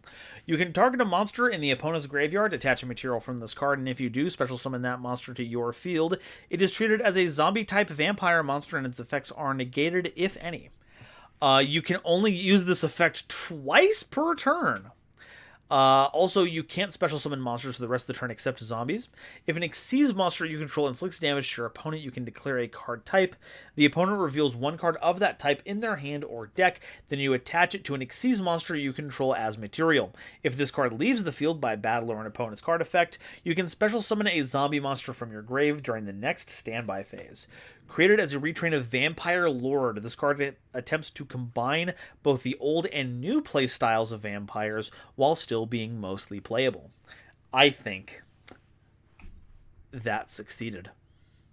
Because you just get free monsters from the grave, which you can then use to make things like Sheraton, which you can then make more Regal Lord of Vampire Kins.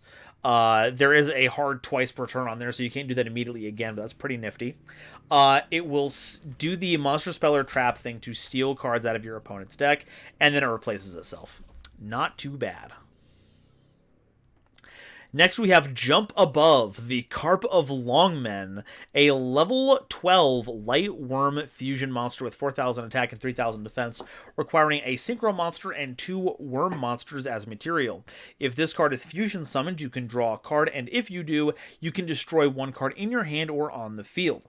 You can banish 2 worm monsters from your grave as a quick effect to negate all cards your opponent currently controls. If this card was fusion summoned using only Synchro monsters as material, your opponent can't activate monster effects in response to this effect activation. If this card is destroyed or banished, you can special summon up to 2 worm monsters from your deck or grave. You can only activate each effect of Jump Above the Carp of Longmen once per turn. Worms have been focused around Synchro since their inception. I decided to make a little interesting and to give them a fusion that allows the use of Miracle Synchro Fusion. That's kind of silly.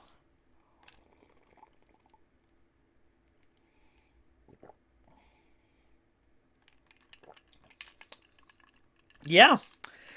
As a late-game threat, Jump Above the Carp of Longmen is a pretty good Miracle Synchro Fusion target.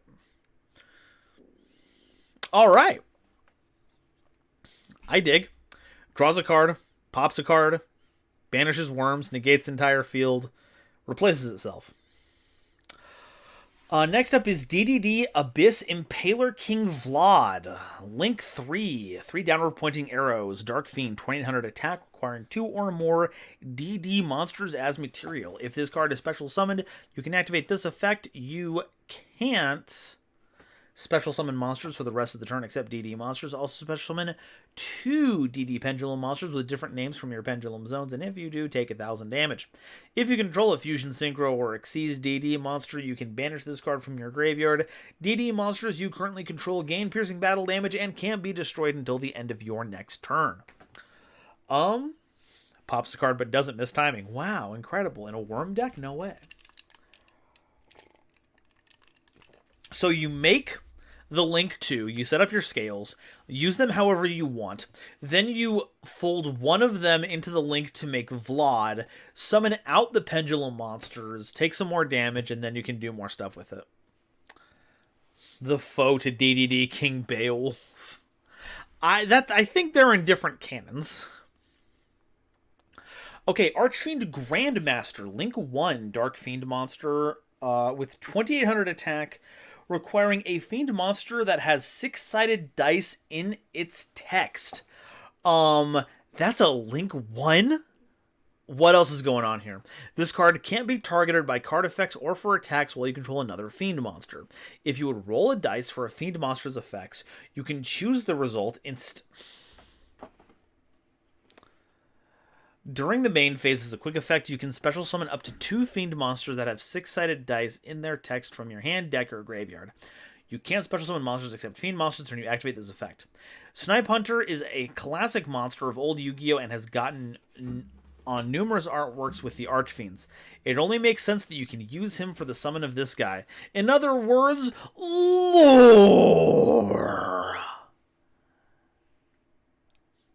Yeah, I would use this too if you could just link one into a 2800 attack monster. Holy moly.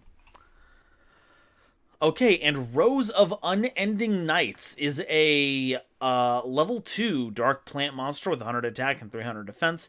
If this card is sent to the grave or is banished, you can special summon this card, but it cannot be used as material for the summon of a monster except for the tribute summon of a level 10. If you control a Yubel monster, here's where it gets good.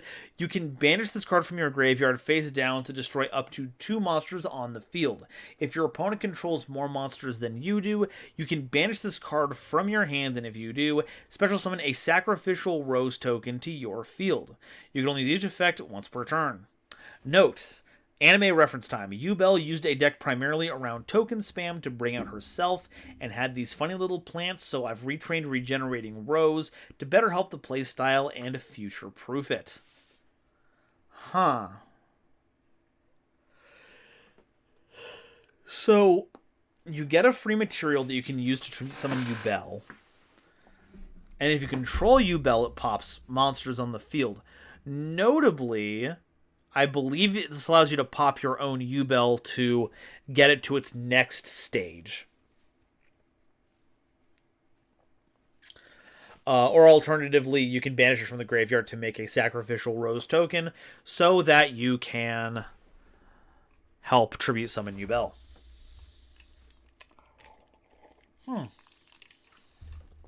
Okay. So, we have custom cards from across a variety of different archetypes, and I don't know if we can do a Nova score for each individual one of them. So let's see which ones we can kind of off the bat put together. So novelty, all of these are pieces of either legacy support or are meant to be in association with those cards. We have obvious things like Abyss Impaler, King Vlad, and Vampire Kin that are vampire deck cards. But then you have things like Nova Space Predator, which are Goatee adjacent. So all in all, I think we can give this a 3 on novelty. We have kind of a mix of new and old, with some of the new stuff looking a little like the old stuff. Objectivity. Are any of these cards busted beyond belief? So, going down the list here, I feel like Mutated Vendread is on a whole other level. Like, this does everything. Regal Lord of Vampirekin is also exceptionally strong. Jump Above the Carp of Longmen does take a while to get set up. Especially if we want the all Synchro monsters effect. Other than that, they're not exceptionally... Is it mutated at 1-card Link 3? Yeah, you could Link 3 into anything, because it doesn't give you any restriction unless I'm missing something. Vendread might have a lock. And it also requires you to be very heavy on zombie. Like, if you're not playing a lot of zombies, especially ones that banish themselves from graveyard to set up the effect, then you're not going to be doing too much. Granted, there are several Vendreads that banish themselves incidentally. That's better. One second. I'm going to get a fan turned on in here. Ugh.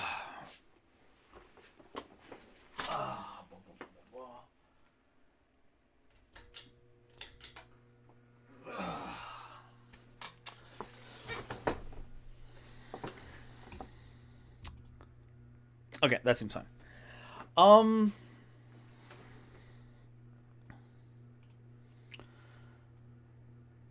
Texas be hot this year. Texas is trying to kill us. Scar is also their best card. True. I also don't think that our problem-solving card text is outside of regulation. The only thing that I would point out is that when it comes to 6-sided dice, normally it just says a card with an effect that involves rolling dice. You don't normally have to say 6-sided dice in the text, but that's like a nitpick. So I think that we can put objectivity at a 5 for the group. Powerful effects. Some of the more powerful ones are put onto archetypes that could use the help. Not exactly things that are already breaking the bank. Versatility. This is another one that kind of ranges. Nova Space Predator doesn't have to be used. Isn't restricted, rather, to certain archetypes, but its usefulness is pretty dependent on the matchup. Not same thing. Other than that, a lot of these are very specific support things. Obviously, you could mix Vendread with zombies. You can mix Jump Above with some kind of worm strategy. But the versatility, I don't think is super here. So we're going to go ahead and give it a 2 on versatility. And then awesomeness, I can't help but give it a 5. I might be an easy mark. But the freaking, everything I said about the Link 1 Vendread monster that makes it difficult to deal with, is still a Link 1 that does everything for a deck that I really, really like. Regal Lord of Vampirekin is bonkers. Jump Above the Carp of Longmen is just a fun thing to say.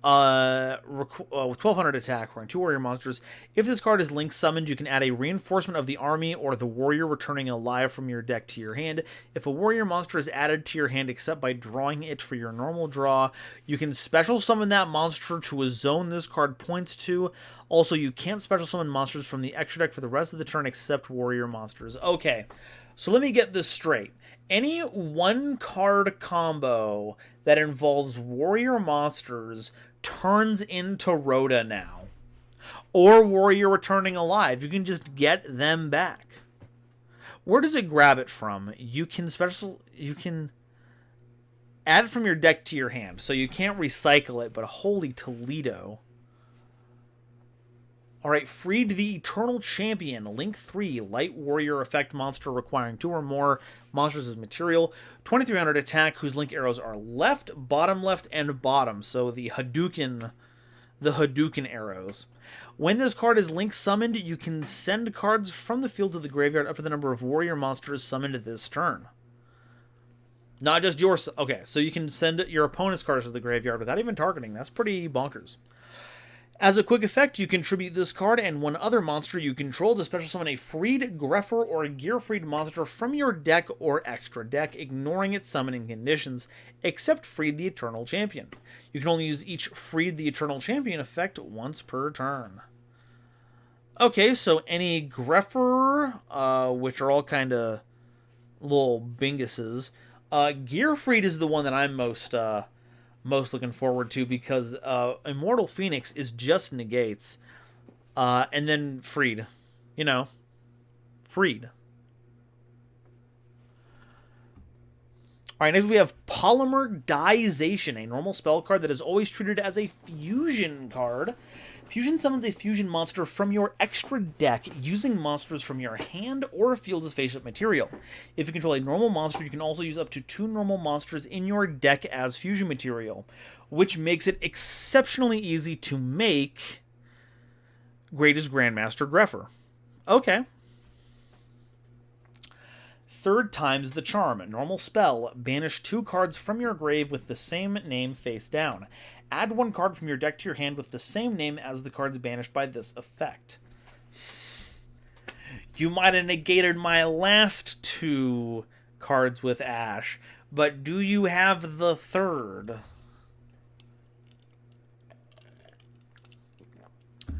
Jar of Patience, normal trap card. Activate one of these effects. Draw a card, plus an additional card if this is the only card in your spell and trap zones. Draw 2 cards during the end phase, or draw 3 cards during your next end phase. Huh. Guess that is pretty patient. You get to draw 2 if it's the only thing in your back row, or you have specific delays depending on how many cards you want to draw. That's actually kind of funny design. I like it. I believe the mention of being treated as a fusion card is useless because every support card made to search a fusion card includes polymerization by default. Oh yeah, but it's not polymerization, it's polymerization. Enter D Ascension is a quick play spell card. Attribute a monster you control. Special summon a Synchro monster with the same original type and attribute, and whose level is equal to or lower than the attributed monsters from the extra deck, but it cannot attack this turn. Also, its effects are negated. Okay, so it's like a weird little transmogrify, the thing you would use to turn Cloudian Smokeball, or not Smokeballs, Cloudian the Venus tokens into something. Alright, last is Uneasy Tensions, a continuous trap card. Neither player can activate cards or effects during their opponent's turn. Oh, that's a little scary. If a player's life points becomes different from their current life points, destroy this card. You can activate this card from your hand. On a turn, you activate 2 or more cards or effects. Huh. See, I would think it'd be the other way around. If your opponent has played 2 or more cards from their hand. Ooh. Tiredness is setting in, folks. My apologies. Okay, well, this is a bit of a bit of a wide range of cards here. We have a lot of Greffer reinforcement of the army style effects here. And I'm liking them. Let's go ahead and crack open that Nova scale and see what we can get. So, novelty. We are doing a lot of the old warrior monsters. They are kind of based on them. Also, warrior support is nothing new. We've seen a lot of it over the years. Whether or not you say the demarcation point is Isolde or Gearfried or any of those things, the deck is very powerful. And these are a lot of really good effects for warrior decks. Not even just the ones that like the recent ones. Imagine making these Link monsters with Gokis. You're never running out of material. Never, ever. So novelty. Is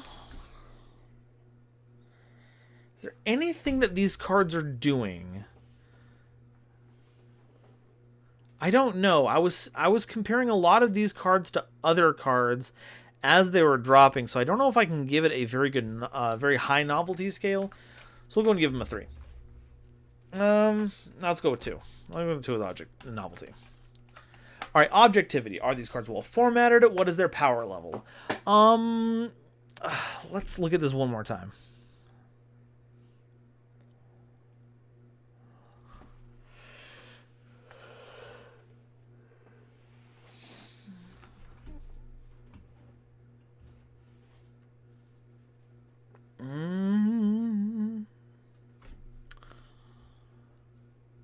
See, like, having a Link 2 that just searches Rhoda seems really bonkers to me.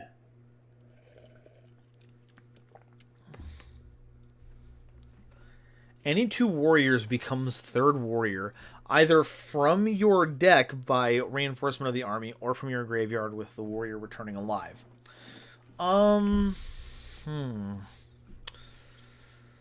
Not to mention some of these other cards, which are pretty neat, but I wouldn't call them redonkulous. Let's go ahead and play objectivity. Let's go ahead and say, let's give it a 4. 4 in objectivity. All right, versatility. Are these cards versatile? Well, they work with warrior decks, one of the most broadly utilized types in the game. It's kind of hard to say that this doesn't just see play in a lot of things. Polymer dye seems fine. Jar of Patience. I see the idea, but could be made better because right now it's still pretty broken. See, I don't know. Jar of Patience is like, it's a lot of cards, but you have to wait so long to get it, right? Like, it's already a trap card. So if you set it by itself and you draw 2, you better be drawing into like hand traps to be safe, to keep you safe. The draw 2 during the next end phase is pretty grumbly, I think. Like, you're still waiting all that long for a Reckless Greed. The draw 3, of course, is wild, but you're waiting for your next end phase. It's not, like, at best, you do it during, like, you do it the turn afterwards, and then get it, like, 2 turns later. That's, like, 3 cards over the course of 3 or 4 turns. It's not exactly ruining the format. So I think our objectivity rate is fine. Polymer dyization does not require you to use the normal monster that you control as material. That is so true. That's kind of funny. I like that though.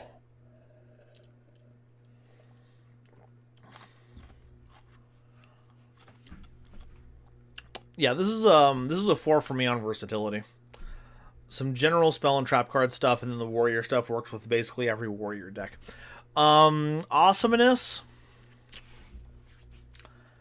I'll I'll give it a 4. I like seeing all of the oldies get like a new ride. I'm not exactly like amped up, but I do like the idea of them going out and going on their old adventures again. So I believe that is a 14 from me on the Nova scale for this impeccable cadre of cards. Kernliak, thank you so much for sharing here. It's like a stronger Ancient Gear fusion. It's like it's an Ancient Gear fusion. It's just like, what are the 2 normal monsters that we're gonna use fuse into? It can make Great Grandmaster if we use that monster on field. Other than that, it seems fine. All right. This is with Z-Man. Magic Key would love to use it too. Yeah, but we got to give Red Mage something, right? And I'm pretty biased towards it as well, so I'll take it. All right. Last up is Z-Man. And we have some familiar faces here. Remember from last time, we had some Sky Blaster cards, and it looks like we've got some more of them. If the E-Hero cards were better, you could use those. True, that does make, what is it, Grand Guy? All right, I'm going to take a stretch here real quick first, though.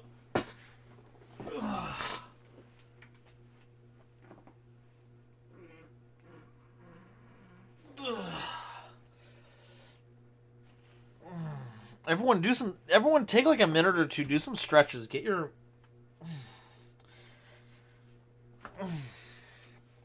do a little off to the side.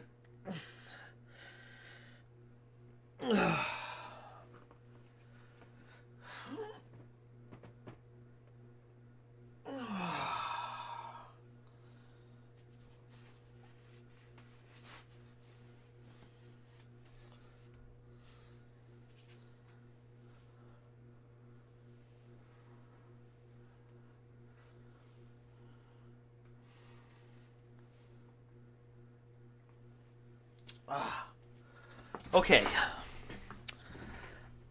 Let's check out Z-Man's cards. My knees popped. That's enough stretching. Yeah, I think you're good now. I think you're good. Okay. So, Sky Blaster cards. First, we have Volley Fire. Note, these cards are meant to represent the Sky Blaster's focus on cooperation, while also serving as back row removal and setup respectively. Also, the once per turn can be interpreted as them reloading. Ooh, that's pretty good. Sky Blaster Volley Fire. If you control 2 or more Sky Blaster monsters, you can destroy your opponent's spell and trap cards equal to the number of Sky Blaster monsters you control. For those of you who weren't here last month, Z-Man did make some other Sky Blaster monsters, so I believe it's meant to kind of connect this and Magic Key and put Castell and, like Double saying, Clavicus here. Alright, Suppressive Fire. If you control 2 or more Sky Blaster monsters, turn all face-up monsters your opponent controls to face-down defense position equal to the number of equal to the number of Sky Blaster monsters you control. Okay, so we have Mass Backer removal, now we have Mass Book of Moon. Sky Blaster Recon Report. Depiction: a mortified Synchro radioing in the current situation. Clavis's bike exploded and he was flung off the side of a cliff, and unknown to him into a certain building that happens to be the residence of the future genie of the Glock. Amazing. So Synchro is the fan-made companion to Clavicus. Recon Report, send, shuffle 1 card back into the deck. You can add 1 Sky Blaster card to your hand. I'm not sure if it means it shuffles back from the hand or from the field, but you are getting a Sky Blaster card. Redeployment, intended card art. Armathos calling up Billy Kid and Marcel to go help Synchro find Clavicus after receiving news of his disappearance. It selects up to 3 Sky Blaster cards in your graveyard and shuffles them into the deck. Okay, recovers you cards. Genie of the Glock. Yeah, that was a pretty good one. Skyblaster Rescue has the art is Castell on one knee, comforting a 4 to 6 year old Clavis who is crying and asking for his mommy and uncle. It targets a monster in the graveyard and special summons it. This is just Monster Reborn. This isn't even like it's Monster Reborn with a hard once per turn. Skyblaster Recovery, card art, Synchro with an unconscious yet seemingly unharmed Clavis, Maftiel holstering himself prior, and shouting out for an evac.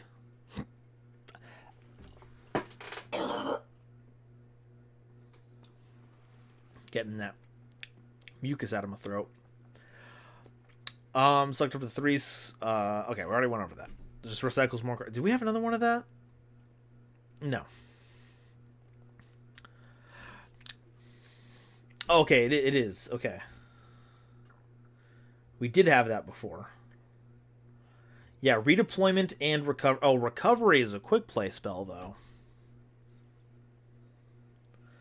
3 Skyblaster cards. Shuffle them into the deck. Yeah, it might just be the same card. Alright, Skyblaster Reconnaissance is a normal spell card. Art is Clavis and Synchro about to head out on their mission, both boys unaware of how off-kilter their day is going to go. Womp womp. Add a Skyblaster card from deck to your hand. Okay.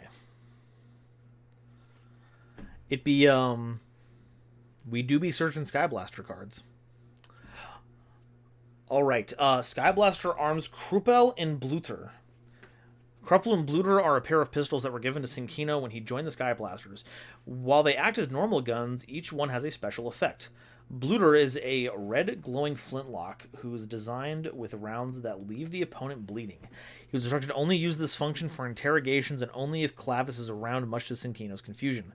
Kruppel has the ability to temporarily, or point blank permanently, paralyze the target, making capturing missions much easier.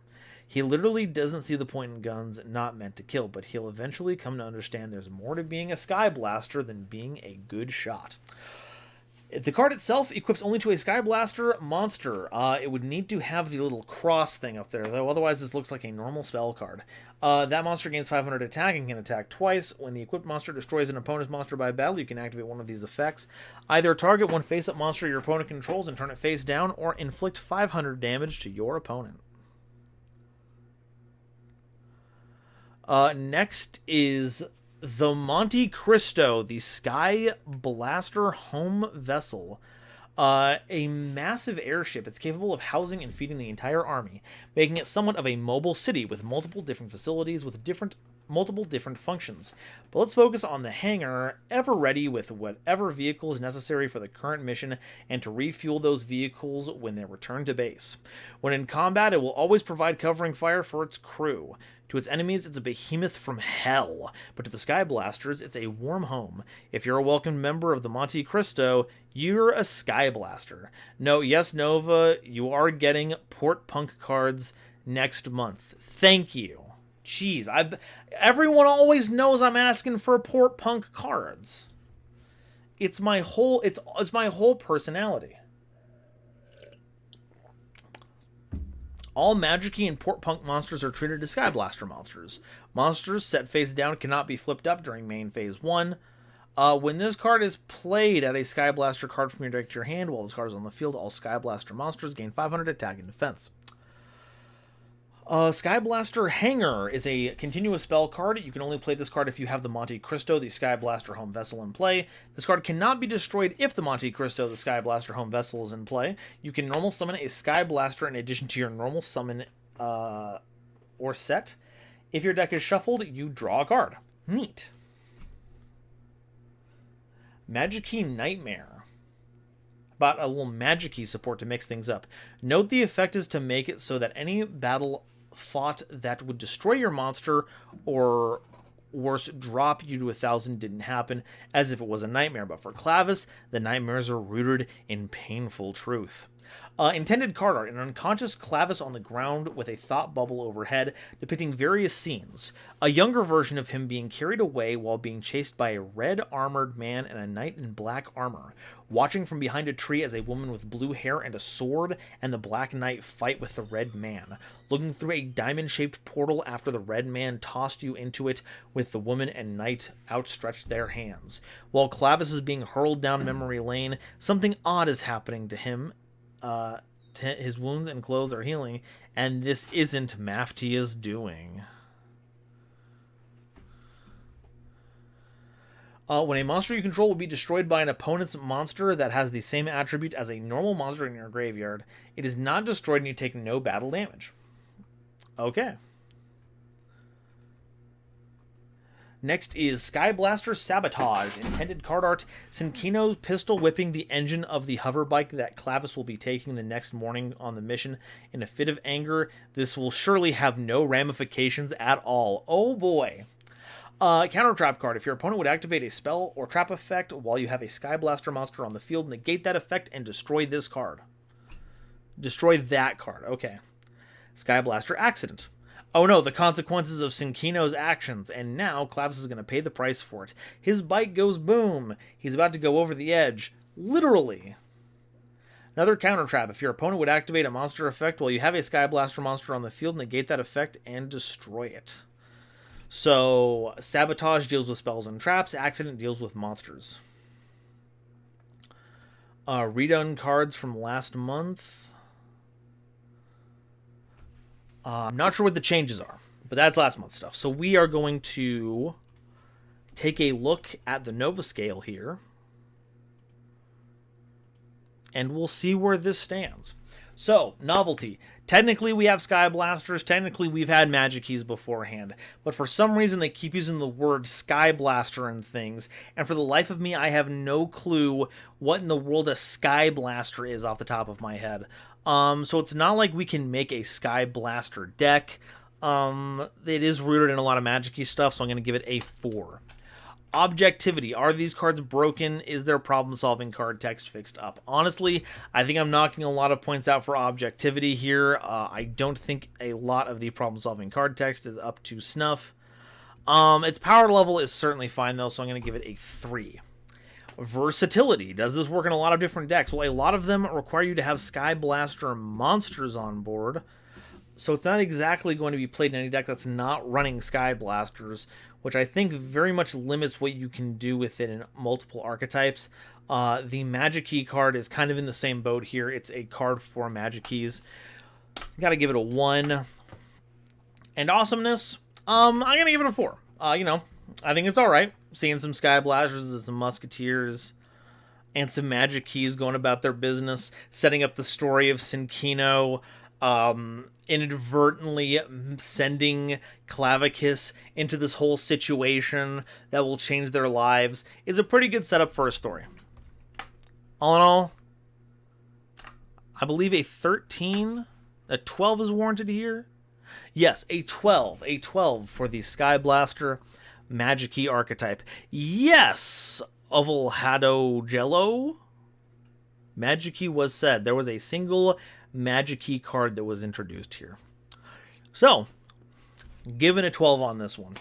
And that is everyone for today. Z-Man, thank you so much for sending in your cards and sharing your creativity with all of us. Tomorrow we have 7 more presenters, but if you are a patron, you can still sign up. There are some links in this comment just now. Check out the Patreon. If you sign up at any tier $5 or higher, you gain access to that link and you can show off your custom cards here on stream. We are going live tomorrow. At 6 p.m. Central, 12 a.m. I just signed up now. Good. I will double check and I will have an updated schedule tomorrow for everyone to make sure that we are all up to date here. Creative username. Thank you so much for following here on the Orbital platform. I super appreciate making big number go up. There's also a bunch of other links in there, like my YouTube, where I've been posting my recent gameplay from the MomoCon PPG, as well as all my usual explain stuff. My Twitter, where I do most of my announcements, and the Discord, where we all kind of hang out. And if you would like to share your custom card stuff while I only show the patron works here on stream, there is a section on the Discord that is open to anyone. So if you want to share your customs with the community, feel free to post them and share them around. Hope you're ready for some Ignister support. I'm looking forward to it. So many links, you'd think that Nova's a Cyberse monster. Well, in your defense of that statement, have you ever seen me in real life? I could just be an AI. Anyway, thank you all so much for watching. Red the Weeb wants to make sure that chat gets a little fist bump real quick. So raise your fists to the screen to receive the power of the Shimmering Scraper! Awesome. Alright, we've done it, folks. We've completed the task. Alright, who's streaming right now? Who's streaming? Who's on that Saturday afternoon grind set? Dun dun dun dun dun. Dum ba dum ba dum ba dum ba dum ba dum.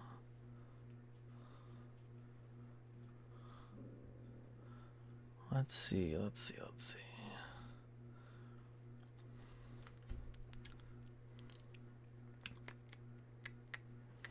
Not a lot of people playing Yu-Gi-Oh today.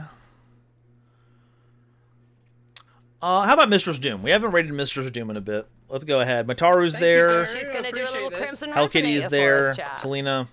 Yeah, let's head over to Mistress Doom. Y'all can watch some Master Duel with them. She's gonna give us a little Crimson Resonator. Or That's what the commission slot is. I'd love to take it, Barry. While Sorry, I get a gardening into nap stream, so before I do my apologize. next engagement. Barry, I've grown my first ever strawberry, and I'm very excited about it. Dun, dun, dun, dun. All right, everyone. Barry's fucking amazing. I cannot rate Make sure Barry you enough. give everyone there my kind regards. I hope you all try and enjoy get some one of the time with commission them. slots I will from see all of Barry you because tomorrow. If you haven't hit it's that such follow good button, work make sure that you you hit it. do. And keep No, those I felt bad. I notifications was on like, so yeah, you I'll take don't the miss commission the slot, thank stream. you. You And want as it? always, I will see all of you next I can't do time. anything